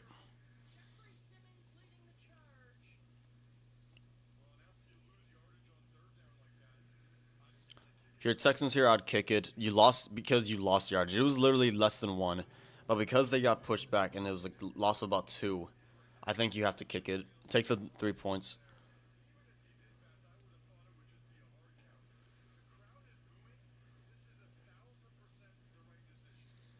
Crowd doesn't like it, and I get it, but they lost yardage on that play. There was nothing there. So you try to make it a 2-score game. This is a 54-yard attempt, so this is no gimme, actually. It's going to be far right. Nope. Drift to the right. No good.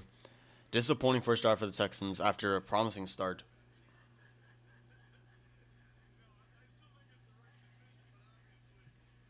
I'll be right back.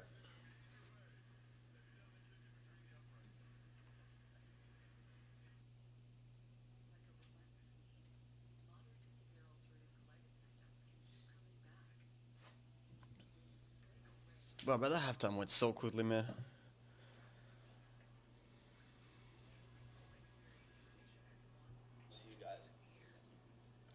I'm still staying course, though.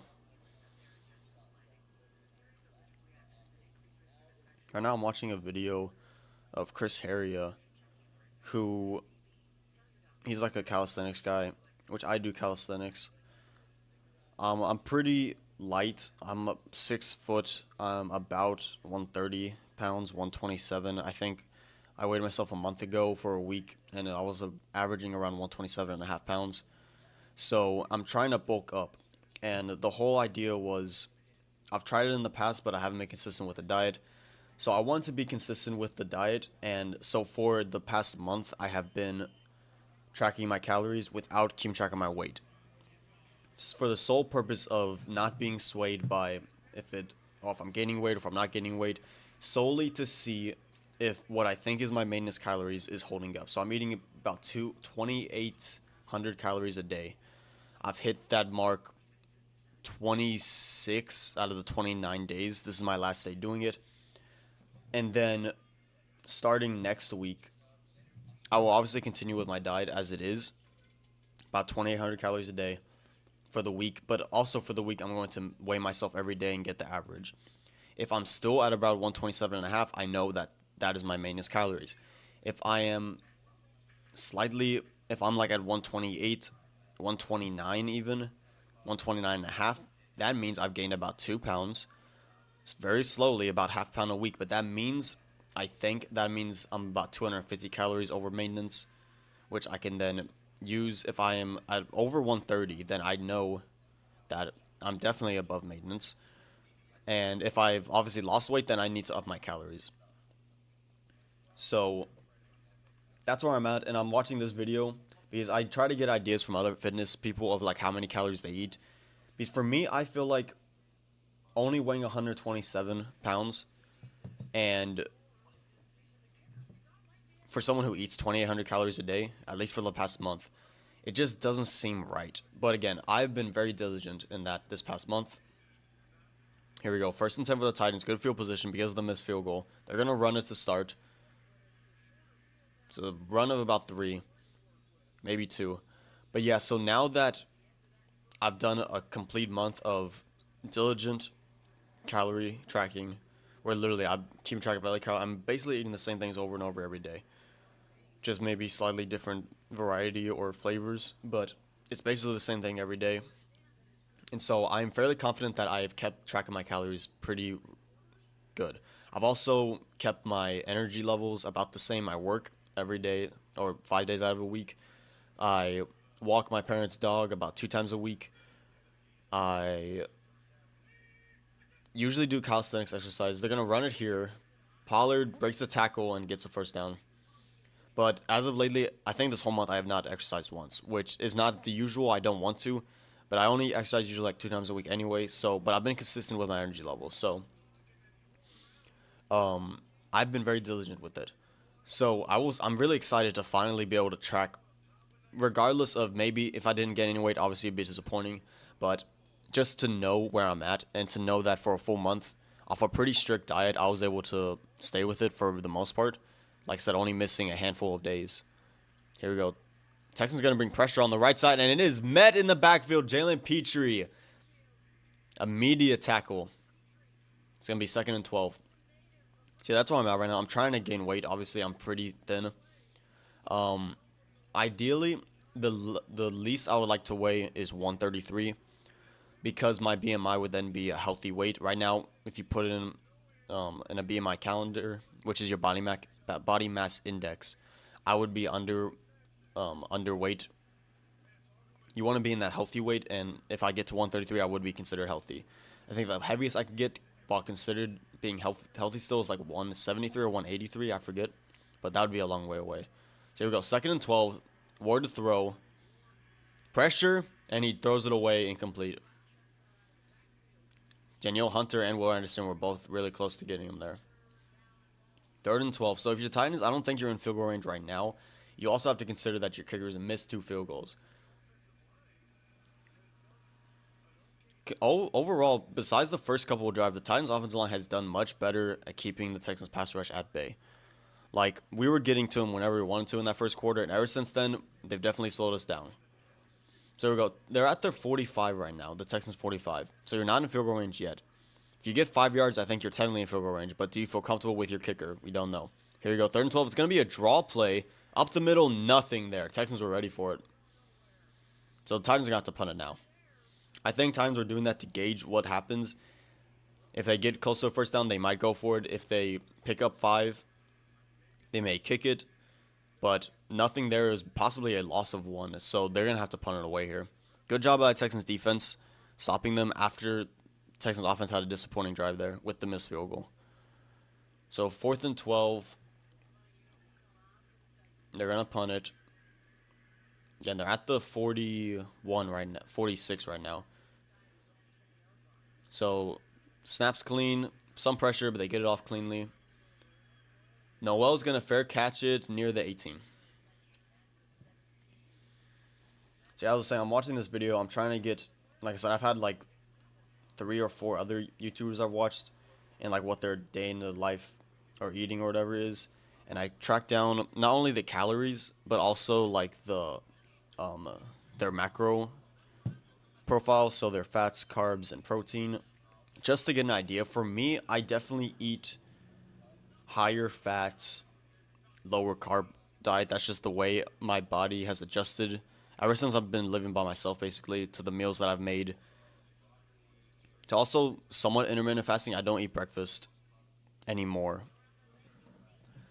So I think my diet right now consists of about 40% of my, 49% of my calories is from fat. And then I think my protein's around 20%, and then the carbs are around 30%. So that's also something that I've tested out and stuff. I feel like I like this balance more to what I used to eat, like when I used to eat with my family, which was like more carbs and stuff.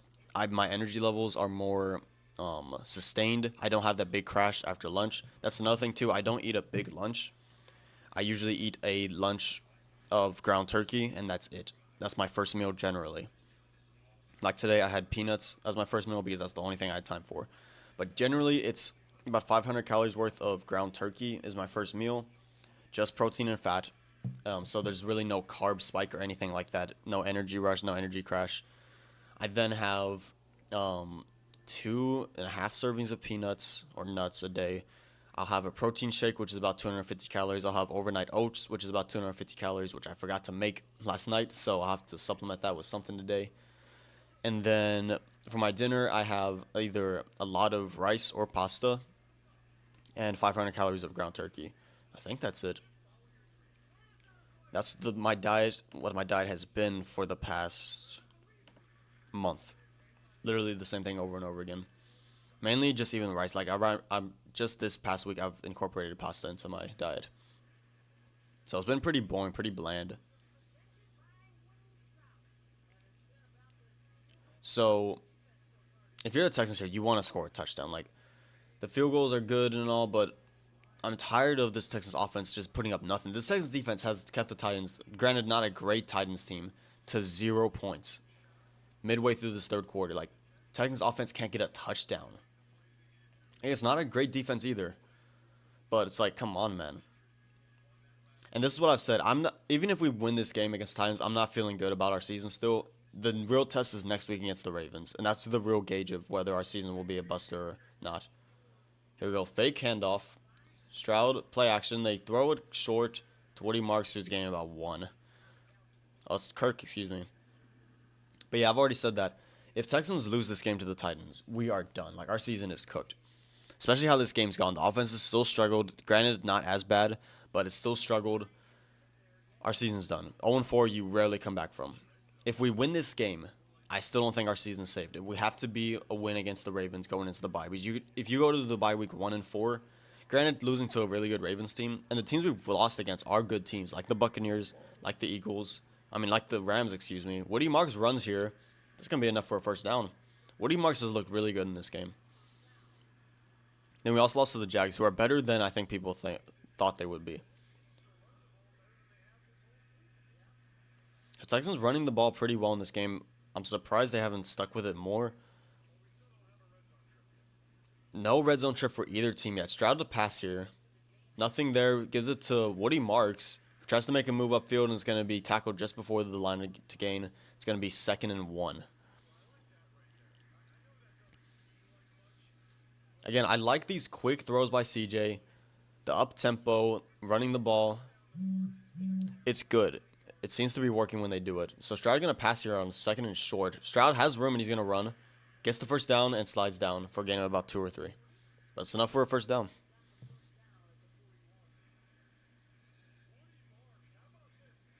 Let's see Woody Marks on this play. As a rookie, in the backfield on this play. Look at him. He's going to pick up this block. Bang. Pancake tackles the blitzer. Now, I love Woody Marks. What I've seen from him so far, he looks pretty good. I think he's better than Chubb. And I think he should get more reps than him. He might have had more reps than Chubb in this game. I'll have to check that. Go. Texans 1st and 10 now. They give it to Chubb, who gets a good gain here. He's going to get the first down and more. Into Titans territory. Let's go. Good run by Chubb there. Nope.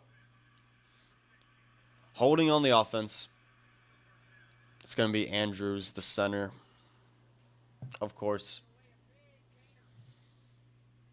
Bro, why does penalties happen to us at the worst times, man? Let's see this. Andrews right here in the middle of the screen. The run's going that way.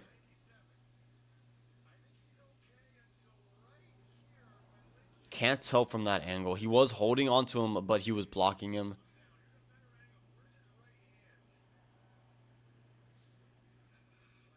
That's not much. I don't love the call either. The announcer agrees with me. That call was not necessary. It was a pancake tackle. But they called it holding, which is unfortunate. That's not Jake Andrews' fault. I think that was a good block. They're going to do a screen here to Woody Marks. Gets a gain of about 9, so make it 2nd and manageable.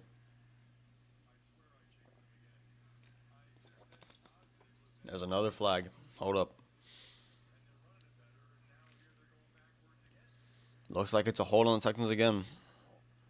We'll see what the call is.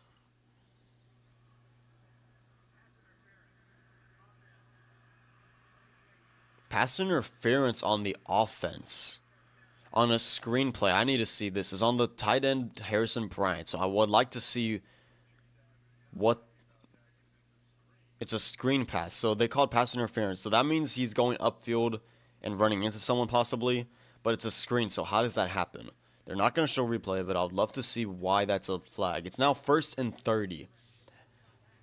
At their own 20.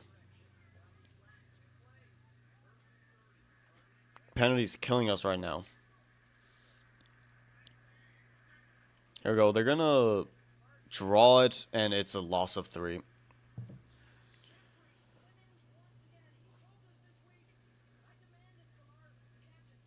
So, what seemed like a promising drive has turned into a nightmare. Right now, Woody Marks has 13 rushes to compare to Nick Chubb's 8. So, Woody Marks has been the main back, the feature back in this game. So, now it's like 2nd and 34 or something. 2nd and 33.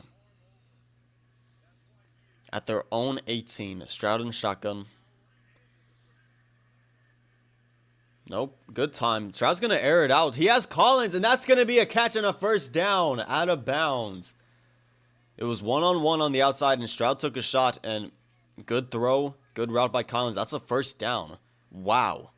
So after all of that going backwards, Texans get a first down.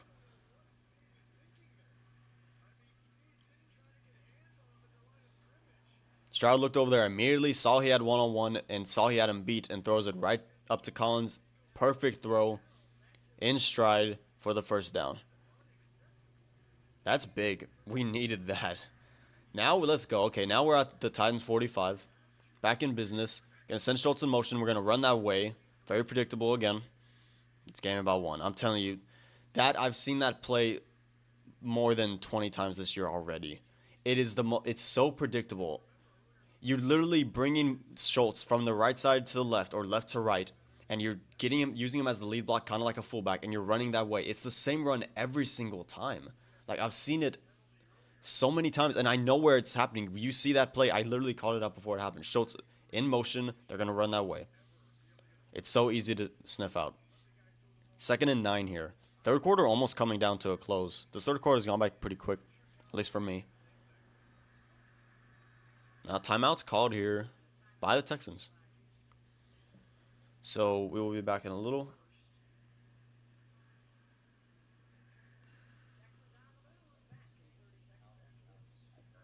They'll be back in 30 seconds, so it'll be a quick timeout.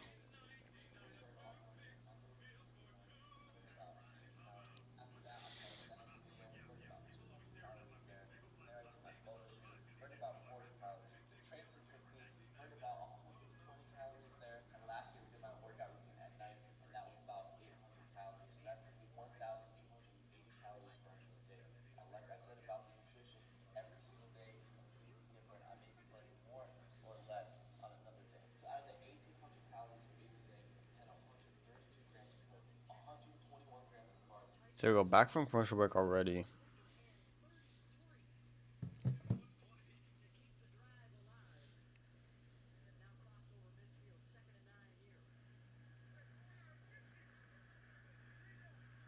Yo, 2nd and 9 here. See what Texans do here. In Titans territory. They're going to play action. Stroud has time. He's going to dump it down the middle to Chubb, who catches it, runs up the field, and almost gets a first down, but it's going to be short. 3rd and 1 here. Another 3rd down and short, which has been much improved. A lot of times we don't get 3rd downs because we're in 3rd and longs. But 3rd and 1 again.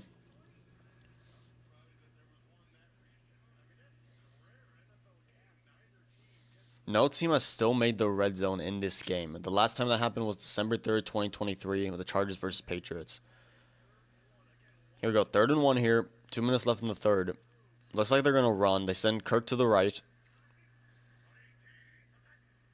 They're going to fake the handoff. They're going to throw it to Marks, and it is sniffed out, and he's tackled right at the line. So 4th and 1 decision for the Texans here. It's an incomplete pass, which is probably good because he got tackled a little behind the line of scrimmage. Do you trust Kaimi to make this kick? They're going to go for it, and I like this decision, especially after Kaimi missed the last field goal. Yep. So here we go. 4th and 1. At least do the hard count to see. 10 seconds left on the play clock. Sends a man in motion. They're going to run. It's a QB sneak to the left, and that's enough for a first down. I like that. So they're running it as if they're going to try to just get the hard count. Stroud then sends Xavier Hutchinson in motion to the left, and then he gets set, and then Stroud keeps it himself and runs that way where the extra block is. And it's enough for a first down. I like that play design right there.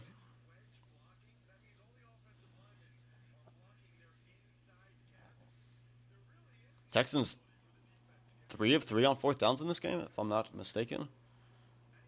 Which has been big. They've been big 4th down conversions. Good plays I've liked. I really didn't like that one run, but Woody Marks made it work. So here we go. Now 1st and 10. Play clock's going down. They have to get this off. CJ Stroud does. CJ Stroud has time. He's going to throw it down to Schultz for a gain of about 5. I like this from Stroud, though. He's had more time to throw, but he's also not taking any unnecessary throws. He's going to the check down. He's going to the wide open guys. Again, it's only 5 yards, but now it makes it 2nd and 5. You can run here, you can throw here, and then either way you have a good chance on 3rd down. It's 3rd and 5, so definitely some progress has been made on this offense. It looks like it's played a little better. Again, granted, against worse competition than we've had to face all year. So 2nd and 5 here. Stroud in shotgun. Has time to throw. Step up in the pocket. Has a wide open Nico Collins for a first down. Up to the 20. 15.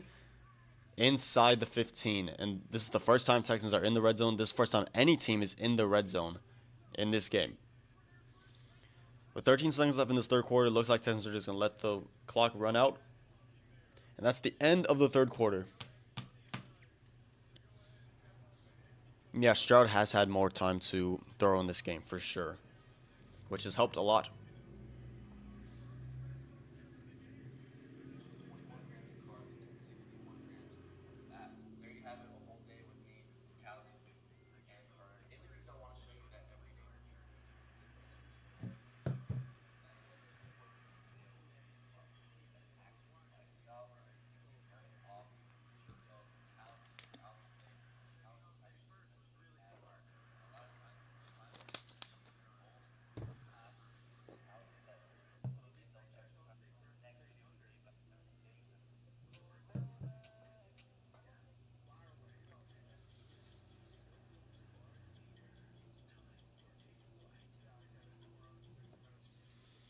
So bang, I've done another thing that I want to get done. I just need to kind of make notes on it after the game probably because I can't really concentrate on that right now. It's 2 o'clock right now. The third quarter went by quick, it looked like. That was for me anyway. Up to 11 views, come on. But so, I mean, the drop from 17 seconds average view duration to 6. So that means someone stepped in for a little bit. I was like, hell no, I just jumped out. It's like, damn, am I that ugly? Come on, bro. Let me try to figure that out. Because let's see. Let's just do the math real quick, right? If I had 10 viewers before on this stream with an average view duration of 17 seconds, that means there was a total of 170 seconds watched between those 10 people. It is dropped down. I've got another viewer, which is now up to 11, but my view duration went down to 6 seconds. So that doesn't even make sense. I don't know. Maybe I did something wrong, but the maths ain't mathin'. I'll take 11 views though, you know. My last Thursday night stream only got 8. Here's the way I see it. I only have 9 subscribers. If I'm able to get as many views as subscribers, I think that's a win. I just need more subscribers, obviously. How do I do that? Probably not by live streaming. I'm maybe slowly figuring out. I think I need to put some more videos out there, and get people to come in and subscribe via that. And then as I get more subscribers and stuff, more people will tune into the live streams. And I can get some people actually chatting and stuff, which would be cool. Here we go, though. Entering the fourth, it's been a decent game by the Texans so far. Defense played, again, phenomenal. Held the Titans to 2 field goal attempts, which they both missed. But for me, the thing is, the Titans are definitely a worse opponent. And the Texans would really benefit to scoring here and showing that they're going to score. They have Woody Marks on the flat, and that's a touchdown. As I was talking about it, Texans ran a play. They faked going to the left. Woody Marks and CJ Stroud both went out to the right, and Woody Marks was wide open and had nothing but green in front of him. Stroud made the right move and just got to him quickly so Woody Marks can run him. And that's a touchdown. Let's go. As I was saying, it would be beneficial to the Texans to get a touchdown here. It'd be beneficial for the Texans to beat this Titans team by a touchdown or two. Because, again, as I've said, the competition we faced so far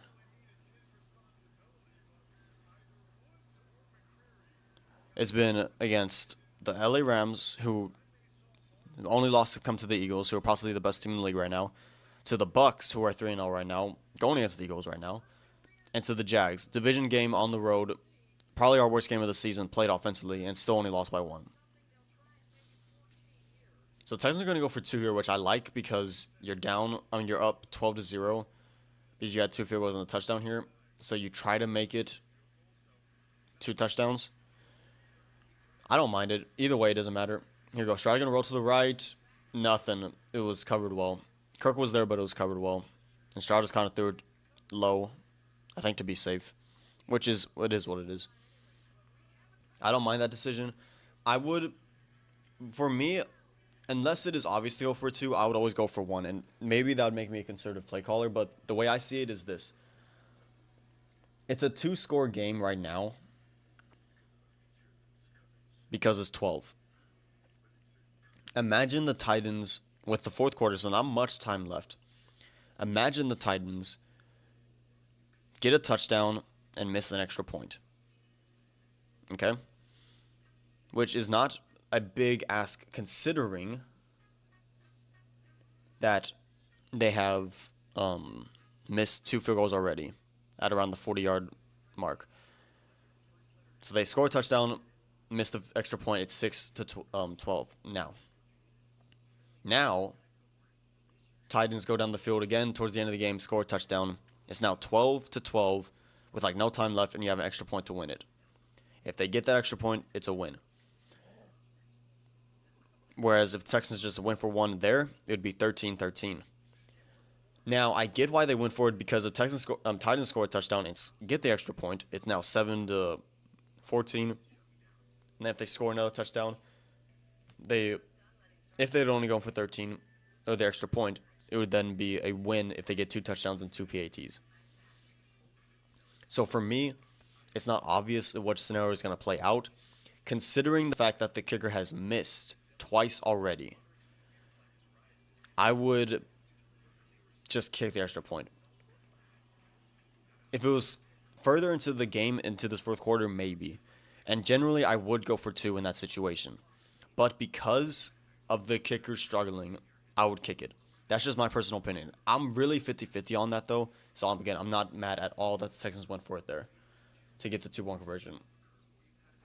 They've done this twice now, though, where I've noticed this play design. They did it on this 2-point conversion. They also did it on the 4th down conversion that failed against the Bucks on Monday night at the goal line, where it's a CJ Stroud gets it and rolls out. It's not even a play action and roll out. It's like gets it, just rolls out to the right. And when you do that, not only are you not trying to make the defense honest by faking the run, but you're also just rolling out and kind of limiting yourself to something opening up that way. And especially when you don't fake the run. So usually when you fake the run this way, and then you roll out the other way. Keeps the defense honest. Maybe get some guys to take a step that way or hesitate for a little at least.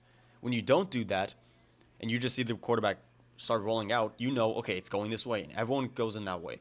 And it kind of makes it hard for people to get open. And that's twice now the Texans have done it on this 2-point conversion and on the 4th down goal line play against the Bucks on Monday night. And it's just a bad play design, I feel like. Like, if you're going to roll out, that's fine, but play action it to get the defense honest at least. Maybe they know you're not going to run it, but at least to get them to hesitate for a second. They've done it twice now that I've noticed, on the 2-point conversion and on the 4th down against the Bucks. And it's just, I feel like it's a poor play design. Something that Nick Haley could definitely serve to improve on. I think the college football top 25 has come out, and I want to look at that. We can go over that on break. Here we go. 1st and 10. Titans need to do something here if they want to stay in this game. If you're the Texans, you want to put them out right now, though. At their own 29. They're going to send a man in motion. They're going to fake it to him. Ward's going to pass. Has time. Pressure comes now, late, and he throws it up the middle for a gain of about 4. We're going to get an update. And it's showing the Buffalo Bills scoring again against the Saints, up 21-10 now. Saints, yeah, they're possibly the worst team in the NFL. There's a flag on the play here, late. Was it after the play? It's on the Texans, of course. It's on Kamari Lassiter. Miko looks not happy. Didn't tell us what it was, though, because they were showing the game break.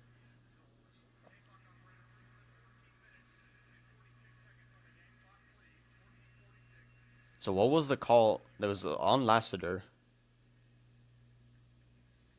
They're not saying what it was, though. I don't know if it was after the play. I don't know if it was in addition to the play, but it's 1st down and 10 for the Titans now at their own 34. Send a man in motion to the left. He gets set. Ward in shotgun still. He's going to get it. The running back's going to come out to the right, and it's going to be a screen to him. He's going to make the first man miss, and it's a gain of about 10. There's a flag here. Could be illegal formation or holding on the offense. It's coming back. Illegal block in the back by the Titans, so not even holding. I'm assuming it happened when they were screening it to the left. I didn't see it in real time. I was more focused on the play design, which I thought was pretty good. So let's see. To'o gets there. Pollard makes him miss, but in part to the fact that the guy pushes him in the back. That's a good call. Not just saying that because I'm a Texan fan too. It's just, it was clearly. Here we go. 1st and 20 now. Titans backed up. They're at their own 24, so you want to get something here a little if you're the Titans. Wouldn't mind a run. They're not going to. They're going to pass. Has time. Incomplete, just over the head of his intended wide receiver. It was to Ridley, and Bullock was in coverage. Eagles are beating the Buccaneers right now by 11.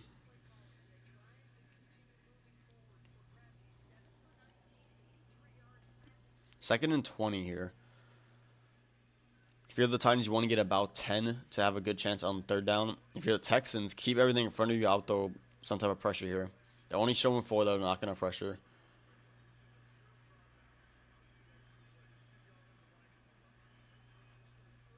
Carmore back to pass. Has time. It's going to be caught to Ridley. No, not Ridley. Excuse me. That's the tight end. That was a gain of about 11, it looked like. So they're going to have a chance on 3rd down. Third and 9. So that's exactly what I was saying. If you're Texans, bring the pressure and play back. Because Ward wouldn't have had that time to throw it there if you got home. Even if you do, the pressure doesn't come and you keep everything in front of you, it's still only a gain of about 10.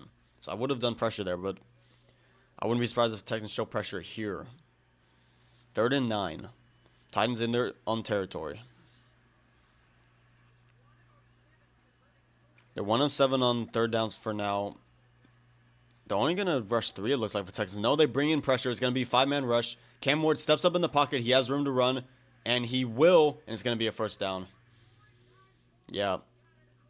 Didn't love the delayed pressure, especially when you have a quarterback who can run. I was literally just going to say Titans are 1 for 7 on third, but they'll probably pick this one up. Yeah, because Harris and Speed came in late, but they both took the edge route. And when that happens and the pocket collapse and there's no one in the middle and there's no QB spy, it's green light for Ward to go. Ward now in shotgun with no one behind him.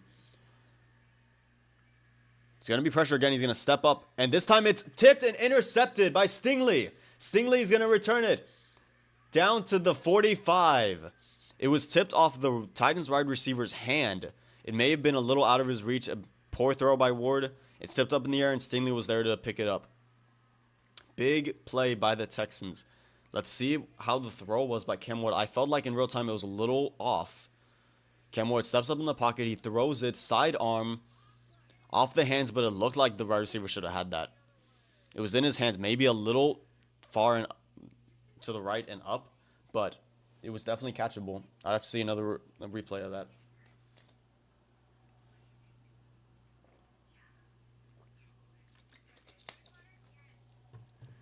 Let's go. Texans now have the ball deep in Titans territory. Have a chance to put this game away now. Let's go through the top 25 from the AP poll. So for me, I'm an Oregon fan. We beat Penn State last night. We were number 6. Penn State was number 3. So we're going to be ahead of Penn State. LSU also lost to Ole Miss. They're going to be ahead of LSU. Who else lost? Georgia lost to Alabama, so they'll be ahead of them, I believe. So Oregon at worst should be 3 in this AP poll. I also think that Miami had the bye week, so possibly Oregon could be the number 1 team in the league. I think they'll have some votes, but I think Ohio State will be number 1 after beating Washington at home. And then Oregon should be number 2. So let's see. Ohio State is number 1. Number 2 is Oregon. And that makes sense. To me, they have the better win, beating Penn State, a top 10 team at Penn State in the whiteout game. Pretty handily, too. I know the game went to double overtime, but 3/4 of that game, Oregon dominated. And the score really didn't show it, but Oregon did dominate that game for most of it. So Oregon's number 2, Miami's 3. Ole Miss is 4, which is a big jump. But they beat LSU. They're 5-0, so they're going to be 4. Oklahoma is number 5. Move up on behalf of just teams losing. Texas A&M is 6, which is crazy. I don't think A&M's that good. But they're playing well right now, and they're winning their games. That's all you can ask for. Number 7 is Penn State. I didn't think they would fall back too much, considering they took Oregon, who a lot of people will believe is the number 1 team in the country, to overtime. Indiana, number 8. That is Oregon's next game. We have a bye week next week, and then we have Indiana. I believe we're home, though, so that should be a good game. Texas, number 9. Alabama, number 10. So FSU should be somewhere up here, but they're not. FSU beat Alabama. They're 3-1. Alabama is also 3-1. I get that Alabama had the better win, but FSU beat Alabama. There's no way they should be 8 spots behind Alabama when they beat them in week 1. Pretty easily, too. The score was closer than it should have been. Okay, so I'll get back to that. We went to the top 10, though. Texans have it. They're going to run to the right. Chubb gets met, but it's a gain of about 3. Yeah, if you're Texans here, you need to score. We take a field goal. We take a touchdown, obviously, but we're in Titans territory right now. Stingley returned about to the 45.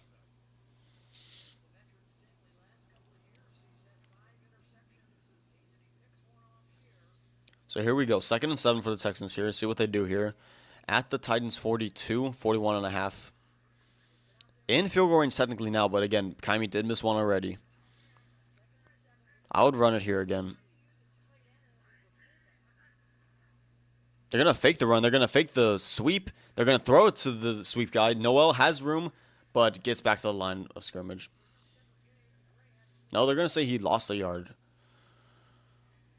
I didn't mind the call, but there was too much pressure from the start to where it couldn't really... Harrison Bryant, the Texans tight end, is shaken up on the play. He was used kind of as a fullback in that situation, which they've done quite often, the Texans.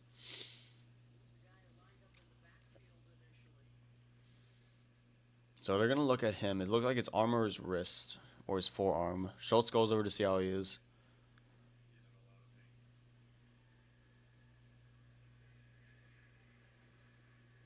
Looks like he's in a lot of pain. It looks like his right arm or wrist or forearm. He's holding it. Trainers are asking him what's going on.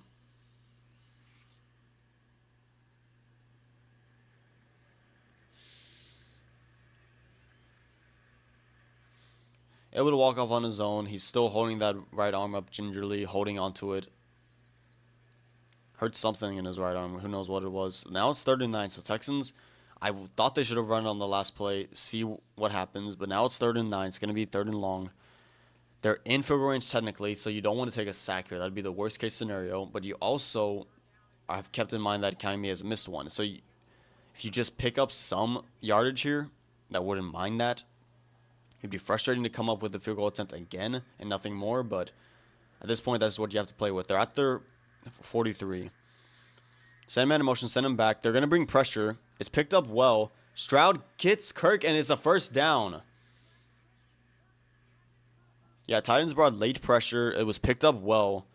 They kind of all pressured the same way and kind of got jumbled up in the middle/left side of the line. Woody Marks again picks up part of this blitz. But it was a good route by Kirk, and it was just way too soft in the coverage.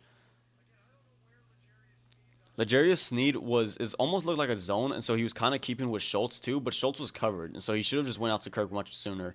Now they're at the Titans 31 and definitely in field goal range. Stroud sends Kirk in motion. They're running that way. Marks almost gets that stripped. Stroud pleading for a face mask, and it looked like he caught something, but Titans defender saying he's strong. Let's see what happened here.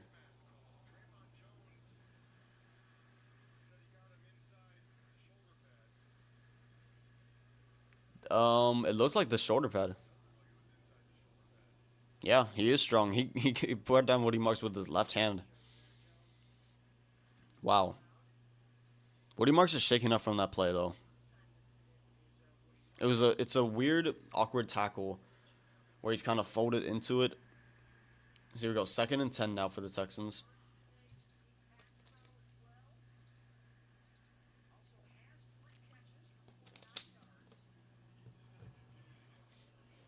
Yeah, I've been impressed with Woody Marks in this game. I definitely think he should be the feature back in this Texans offense. I think we should know our limitations and know that our offensive line isn't great, and therefore not run it as much. But the quick pass game by CJ Stroud today has been really good, and they should continue to do that until teams adjust. Titans have not really adjusted yet. Here we go, 2nd and 10. They're going to delay handoff to Chubb. He has a hole. Gets a gain of about 5 or 6. Out across the 25. It'll be 3rd and 4, 3rd and 3 here. If you're a Texans here, you're in field goal range. It still keeps it only a 2-possession game. You'd love to get a touchdown, but you don't want to be stupid. It's going to be 3rd and 3. I wouldn't run it here. I wouldn't be completely mad at a run, but I would like to do something to give CJ an opportunity to move, an opportunity to run for the first down possibly, give him an out route, give him a check down, give him some extra protection in the backfield to maybe go out and be the check down later. CJ Stroud's in shotgun with Moody Marks behind it.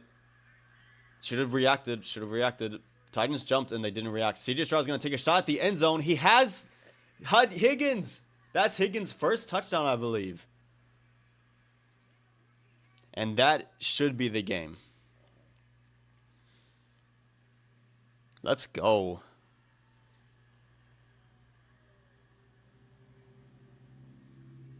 If you're Texans here, you go for 1. Because... So let's see this play, though. It's just a nice wheel route almost, where Stroud throws a perfect ball to Higgins. He knew he was going there the whole time.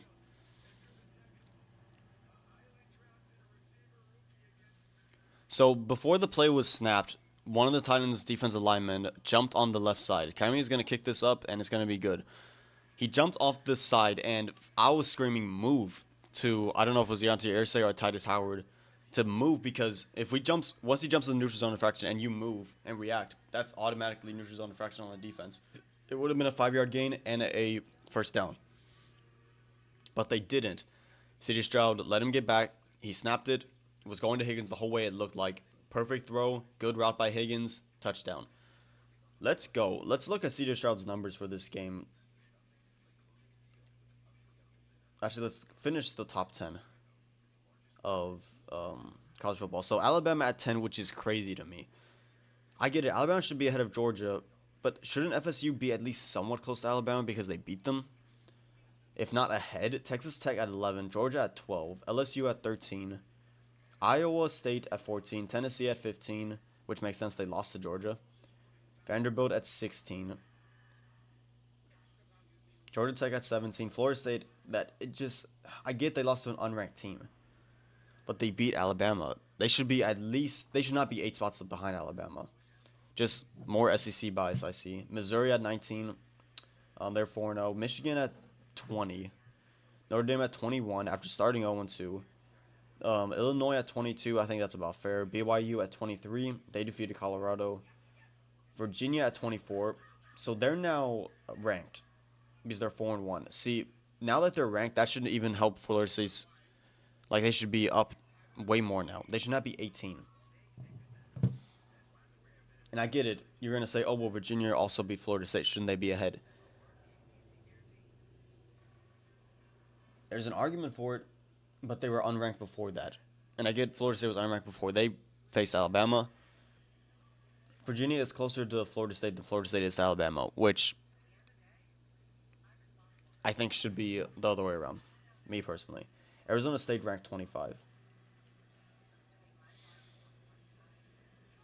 So, with that said, let's look at CJ Stroud's numbers for this game. I don't think the top 25 is terrible considering it's been trash for the past, ever since college football really started.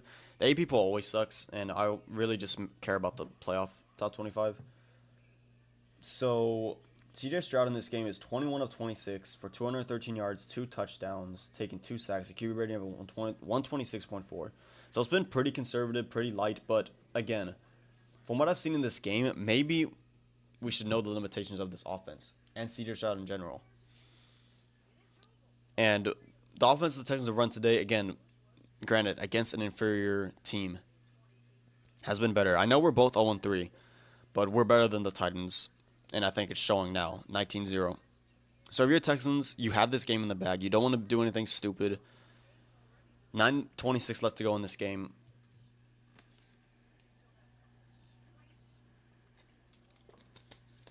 You like to win this game going out in style, though, too.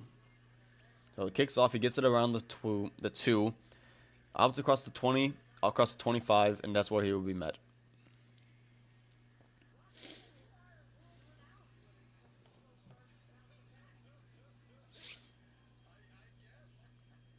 Yeah, Woody Marks in this game, 15 rushes for 48 yards, 3.2 average, which isn't great.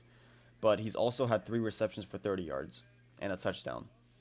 That's something that really separates Woody Marks from our other guys. I think he's a good pass catcher. He's the shiftiest / best running back I think we have in the room. And we also use him as a good blocker to help CJ Stroud. He's the best blocker on this team. Not Dare, not Nick. So here we go. Cam Ward in shotgun. Cam Ward just threw it to the dirt. It was incomplete. Looks like there was some miscommunication. There is a flag. Maybe that caused it. No, it looks like it's going to be on the Titans here. Holding on Titans. 10-yard penalty where we play first down. But yeah, it looks like the Ward and the receiver there just weren't on the same page. So number 70, he had to guard Sheldon Rankins. And yeah, that was...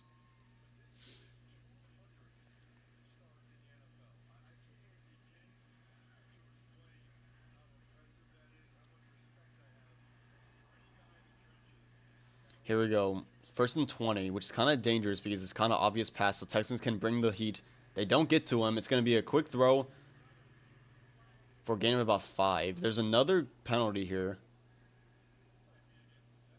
It's going to be on the Texans. For what? Little hands to the face? Yep.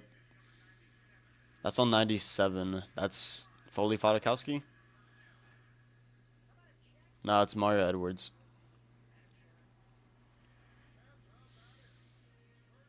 Giants are beating the Chargers right now, 21-16. 1:27 left in the third. Giants are not as bad as they seem, I think. They've kept in close games against the Cowboys, against the Chiefs. Not really the Chiefs. It was close for a half, but here we go. First and 10 now for the Titans because of the illegal hands to the face. Hunter gets pressure and he gets another sack. That's his second today. His 4th of the year, I believe.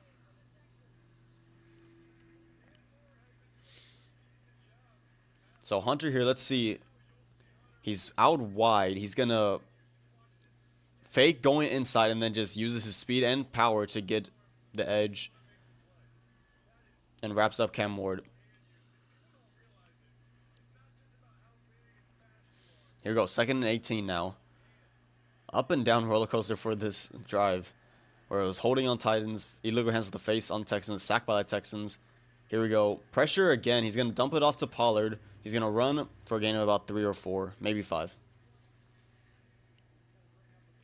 It's going to bring up a 3rd and long here, though. Titans are going quick because they don't have much time and they need to score 3 times. 3rd and 13 at their own 19.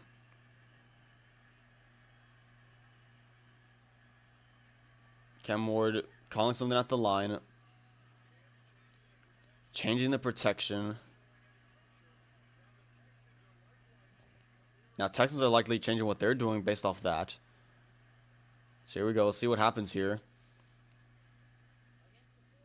Anderson almost gets to him. Ward stepping up to the right. He's running to the right. He has room. Alshire in pursuit. He trips him up, and Ward almost gets the first down, but his knee was down. He reaches out for it, but Alshire tripped him up. Good effort by Ward to almost get there. Titans have to go for it here. Yeah. I don't know if his knee was down, but his hip definitely was down before he reached out. It's at least 4th and 1, and it is 4th and 1. Titans have to go for it here. Down 3 scores, so they have to score. I mean, I know it's in your own territory, but you have to. I mean, if you want to win this game. 4th and 1 at their own 31. Cam Ward in the shotgun. Let's see what happens here. They send a man in motion. Texans bringing pressure. It's a 5-man rush. Ward steps into it, and it's tipped at the line. Looks like he had this man open, but it was tipped at the line. Kind of... What's the word? Where you, like, see it all the way through. Kind of projected it. Toe guy gets his hand up there and... Yeah, it probably was good. It was covered well, but he had his man. It definitely doable. But Texans keep the Titans scoreless at least halfway through this 4th quarter. And Texans are going to have the ball deep in Titans territory at the 31. Oh, we're not going to commercial.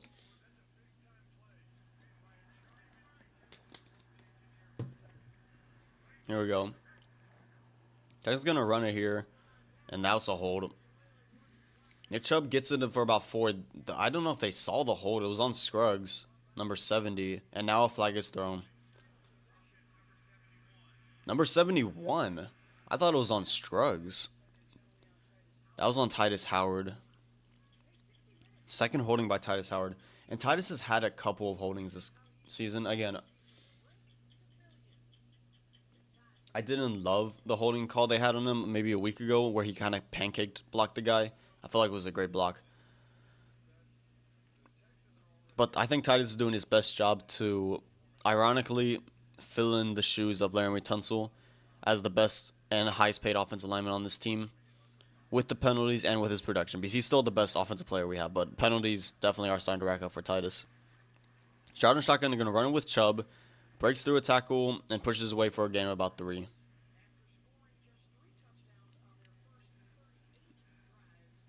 Yeah, it sucks that the Texans had a holding call on the first play because that kind of kicked them out of field goal range. They're, I think, in field goal range now. Um, Second and 17 here. If you're Texans, you're in no rush. You just run this play call out. You're gonna win this game unless something drastically happens. You'd love to get another touchdown, but at the same time, you've had a good game. Don't ruin it now. CJ back there by himself. Four receivers set with Dalton Schultz too.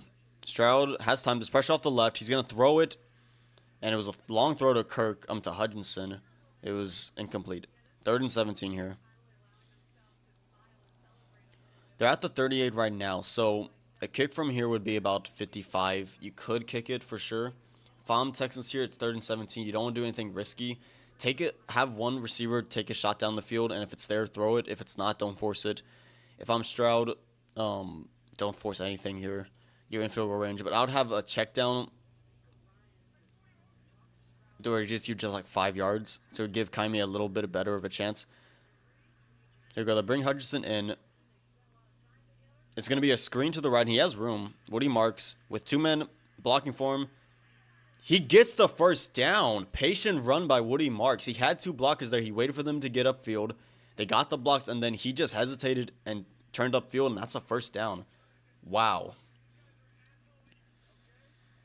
Let's see this. It was a good screen setup. Titans started going to the right because they kind of faked like it was going to the right. He waits for the blockers to come. They both get their blocks. Woody Marks then just makes a good... Actually, Edinger whiffed on his assignment.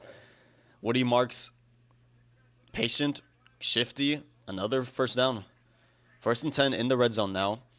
They're going to run it with Woody Marks to the left. He has a room. He has a hole. He makes a juke. Oh, my goodness. Touchdown, Texans. What a move by Woody Marks. My goodness, he is shifty.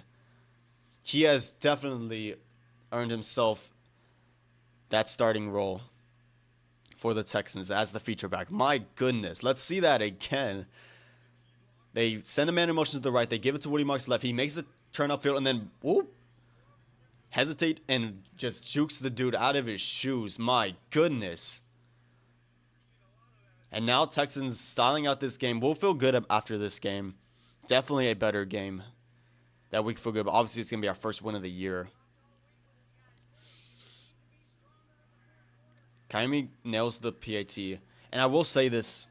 As much as I've hated Nick Haley's play calling up to this point, and even in this game where I still see some things that are just bad, it seems like the Texans have adjusted to some things.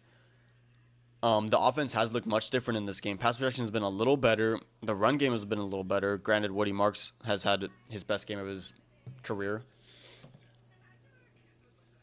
So, this does not stop completely the panic button for Texans. We're only 1-3 still. Like I said, if we lost this game to the Titans, it would have been done. Like, there's no way you're recovering from 0-4 and after losing to the Titans. At home, too. So, here's the thing. It does not diffuse the panic button, though, either. I was about right here with the panic button, ready to smack it if we lose this game. We are not going to lose this game, it seems like, now that we're up 26-0.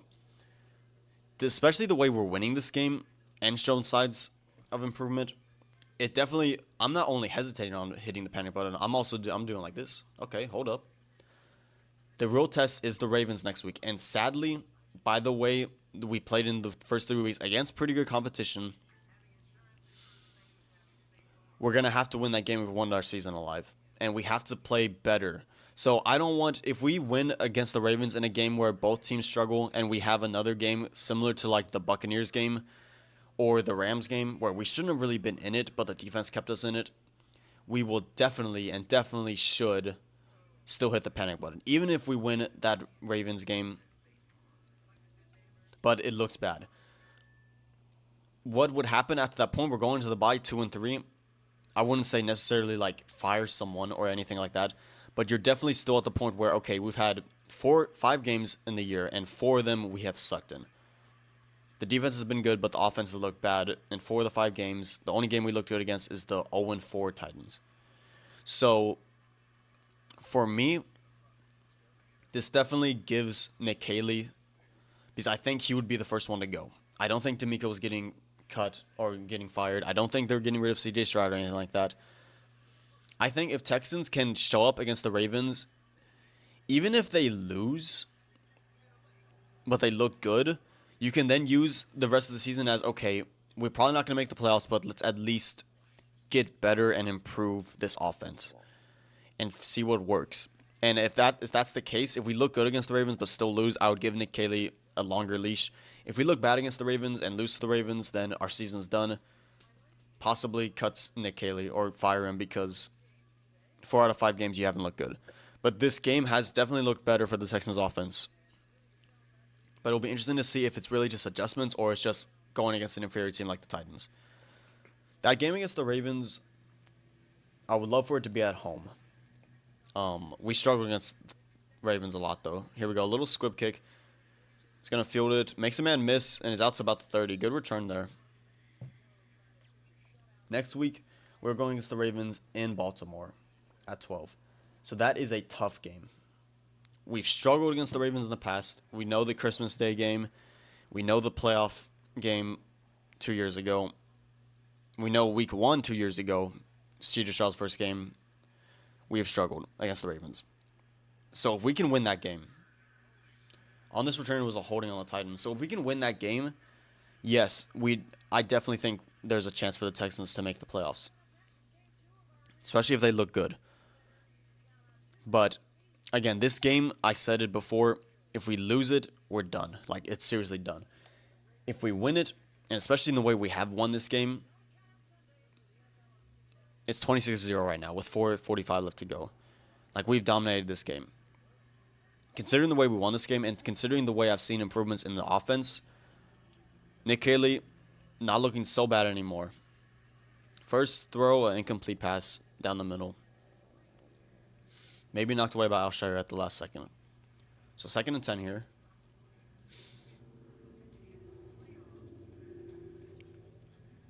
Chiefs go against Ravens today. That should be a good game.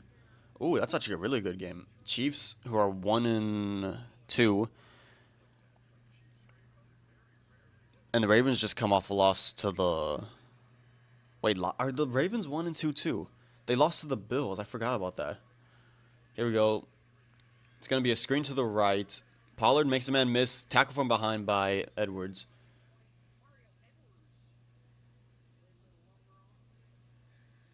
Yeah, Ravens are 1-2 too, losing to the Lions and the Bills. Granted, really good teams. It's in Kansas City. That's going to be a good game. Both teams really need to win that game. Here we go. It's 3rd and 2 for the Titans here at their own 22. Cam Ward shotgun. He's going to take the snap. Has time. Looking to the right. No one there. He's going to roll to the right. Edwards in pursuit. He pulls back. He then throws it away. No one was open. Still got hit by Edwards. 4th and 2 here. I mean, the game is done, so you can punt it if you want just to save face, or you could.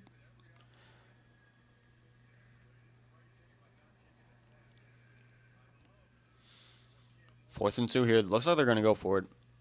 No, they're not. Yeah, and I don't mind that at all. At this point, the game's lost. There's no way you're scoring 4 times in 4 minutes.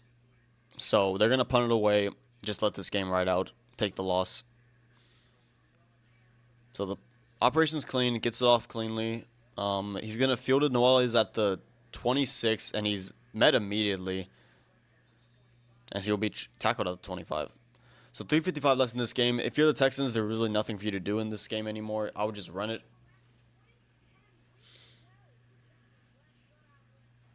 The last shutout win for the Texans was in Week 12. They're showing against the Titans back in 2010. So we have not had a scoreless.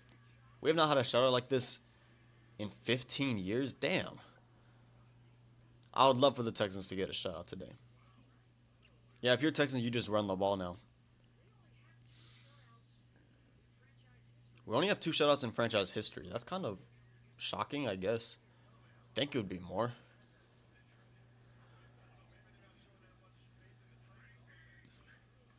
So here we go. They're going to run it with Chubb, excuse me. Who gets nothing. He gets maybe 1. Yeah, if you're Texans, you just run this game out. You run 3 times. Maybe on third down, if you want to throw, you can. But you've already made progress in this game. You don't need to make any mistakes to tarnish what you've done in this game. You're going to win. I'll just try to get the win officially as quickly as possible. 347 total yards for the Texans today. Only 173 for the Titans. Granted, Titans probably have the worst offense in the league. I thought it might be us, but after seeing today, granted we have a better defense, but I think the Titans offense is pretty bad. Here we go. They're going to run it with Chubb, delayed handoff. Gain of about 2 or 3.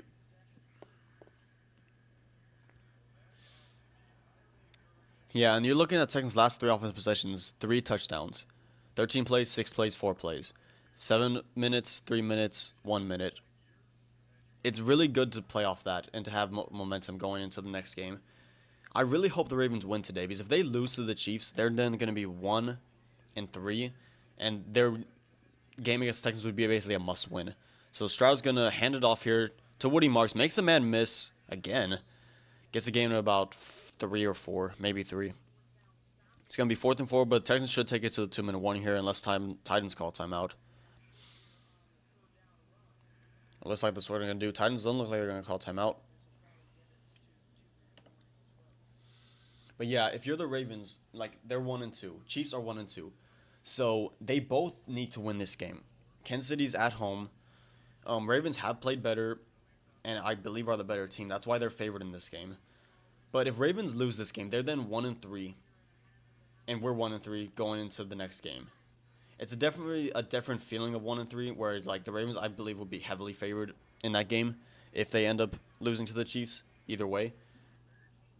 So if I'm a Texan fan, you're rooting for the Ravens to win today, because 2-2 is definitely way different from 1-3, and it definitely sets this like the tone of the next game.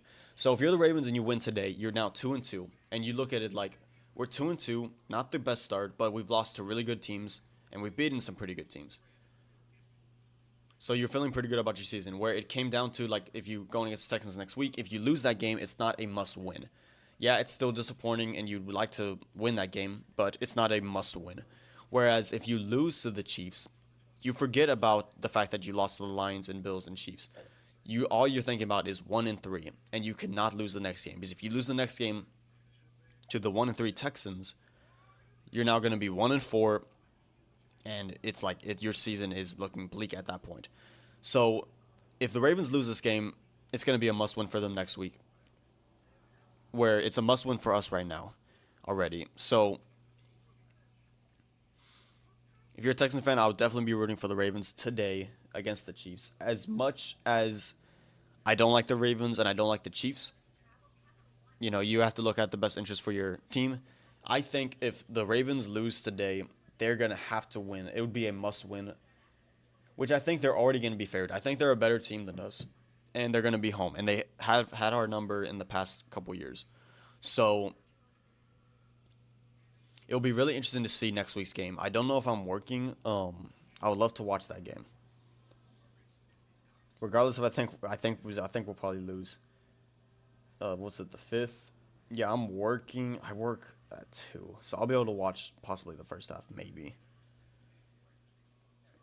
It'll be interesting to see, because again, the Texans' offense has looked much better in this game today. Woody Marks in the run game was actually something. CJ Stroud has looked comfortable, wasn't pressured as much against a pretty decent Titans defensive line, honestly. Granted, their whole defense as a whole is kind of bad, but their defensive line is nothing to be laughed at. So for me, looking at this game, it was a lot of quick throws, win with tempo a lot. And when CJ Stroud had to make a pass down the field, he hit him. He's made good decisions. He's gotten hit a couple of times, really hard hits, but, you'll take it. So Titans are going to punt here. Titans looking to get the block here. Good snap. Tommy Townsend gets it away cleanly. Titans returner is going to field it he's going to fake fielding it. It's going to bounce up. And the Texans are going to field it in the 5. It's going to be at the 2. Great punt by Tommy Townsend, who had bounced in around the 5, and then it stayed, and it bounced backward instead of bouncing at the back of the end zone. It's a good punt. If you're Titans and Cam Ward here, don't do anything stupid. You don't want to hurt your morale more than it has to be, but you definitely want to show some spirit and try to get something going here to feel good about something going into next week. And don't get me wrong, Ward has shown potential. On that first drive, the couple of throws and scrambles he made were pretty good. I think Ward can still be a really good player, but obviously his team's not that great. So, yeah, Ward struggled. Looking at his numbers, 10 of 26 for 180 yards and 1 interception. It's been a rough day for Ward. Titans probably going to run here because they're kind of backed up. You don't want to take a safety. Texans get pressure. Oh, my. Did he get out of the end zone? That looked like a safety. They're going to say he made it out of the end zone. I don't think he did. Wow, that's generous.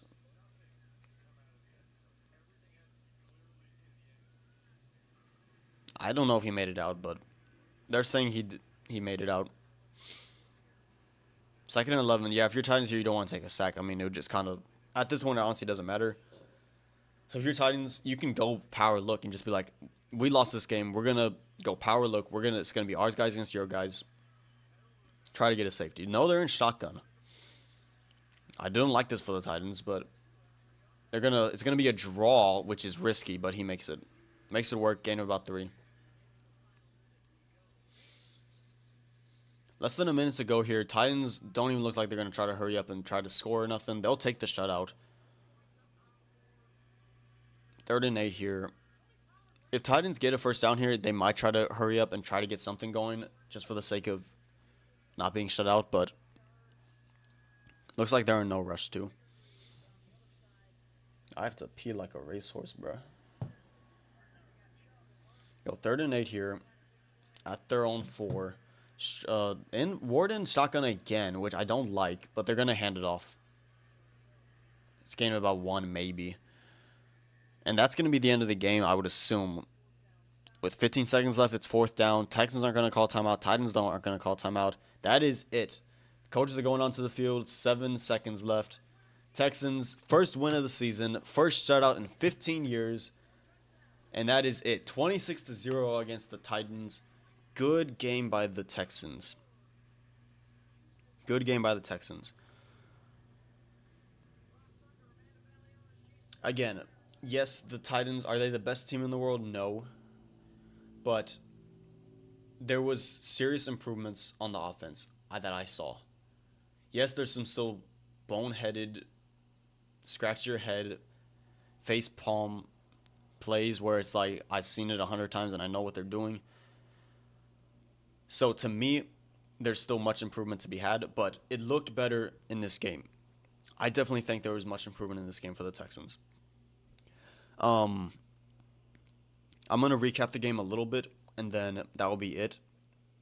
But I enjoyed this game as a Texan fan. Obviously, our first shutout in 15 years against the Titans, which no one likes because they're the Titans. We held Cam Ward to 10 of 26 for 108 yards. Tony Pollard had 14 rushes for 64 yards, so a little more success on the ground. 2 sacks for the Texans, both by Danielle Hunter, I believe. Yep. So Danielle Hunter is now up to 4 sacks on the year. Will Anderson sadly did not get a sack, which breaks he had a sack every game this year. CJ Stroud, 22 of 28. 233 yards, 2 touchdowns. Not the best eye-popping numbers, but very efficient. Over 200 and 2 touchdowns. Didn't turn the ball over. 125.1 QB rating. And he only got sacked twice. He was pressured quite a bit, but the protection was better. And I believe that's part to the fact that we were getting out quickly and we're going with tempo. We were getting him outside the pocket, and I feel like that helped a lot. Woody Marks is the big thing I want to talk about. 17 rushes for 69 yards. He was the featured back today, a touchdown. Nick Chubb had 13 rushes for 47 yards.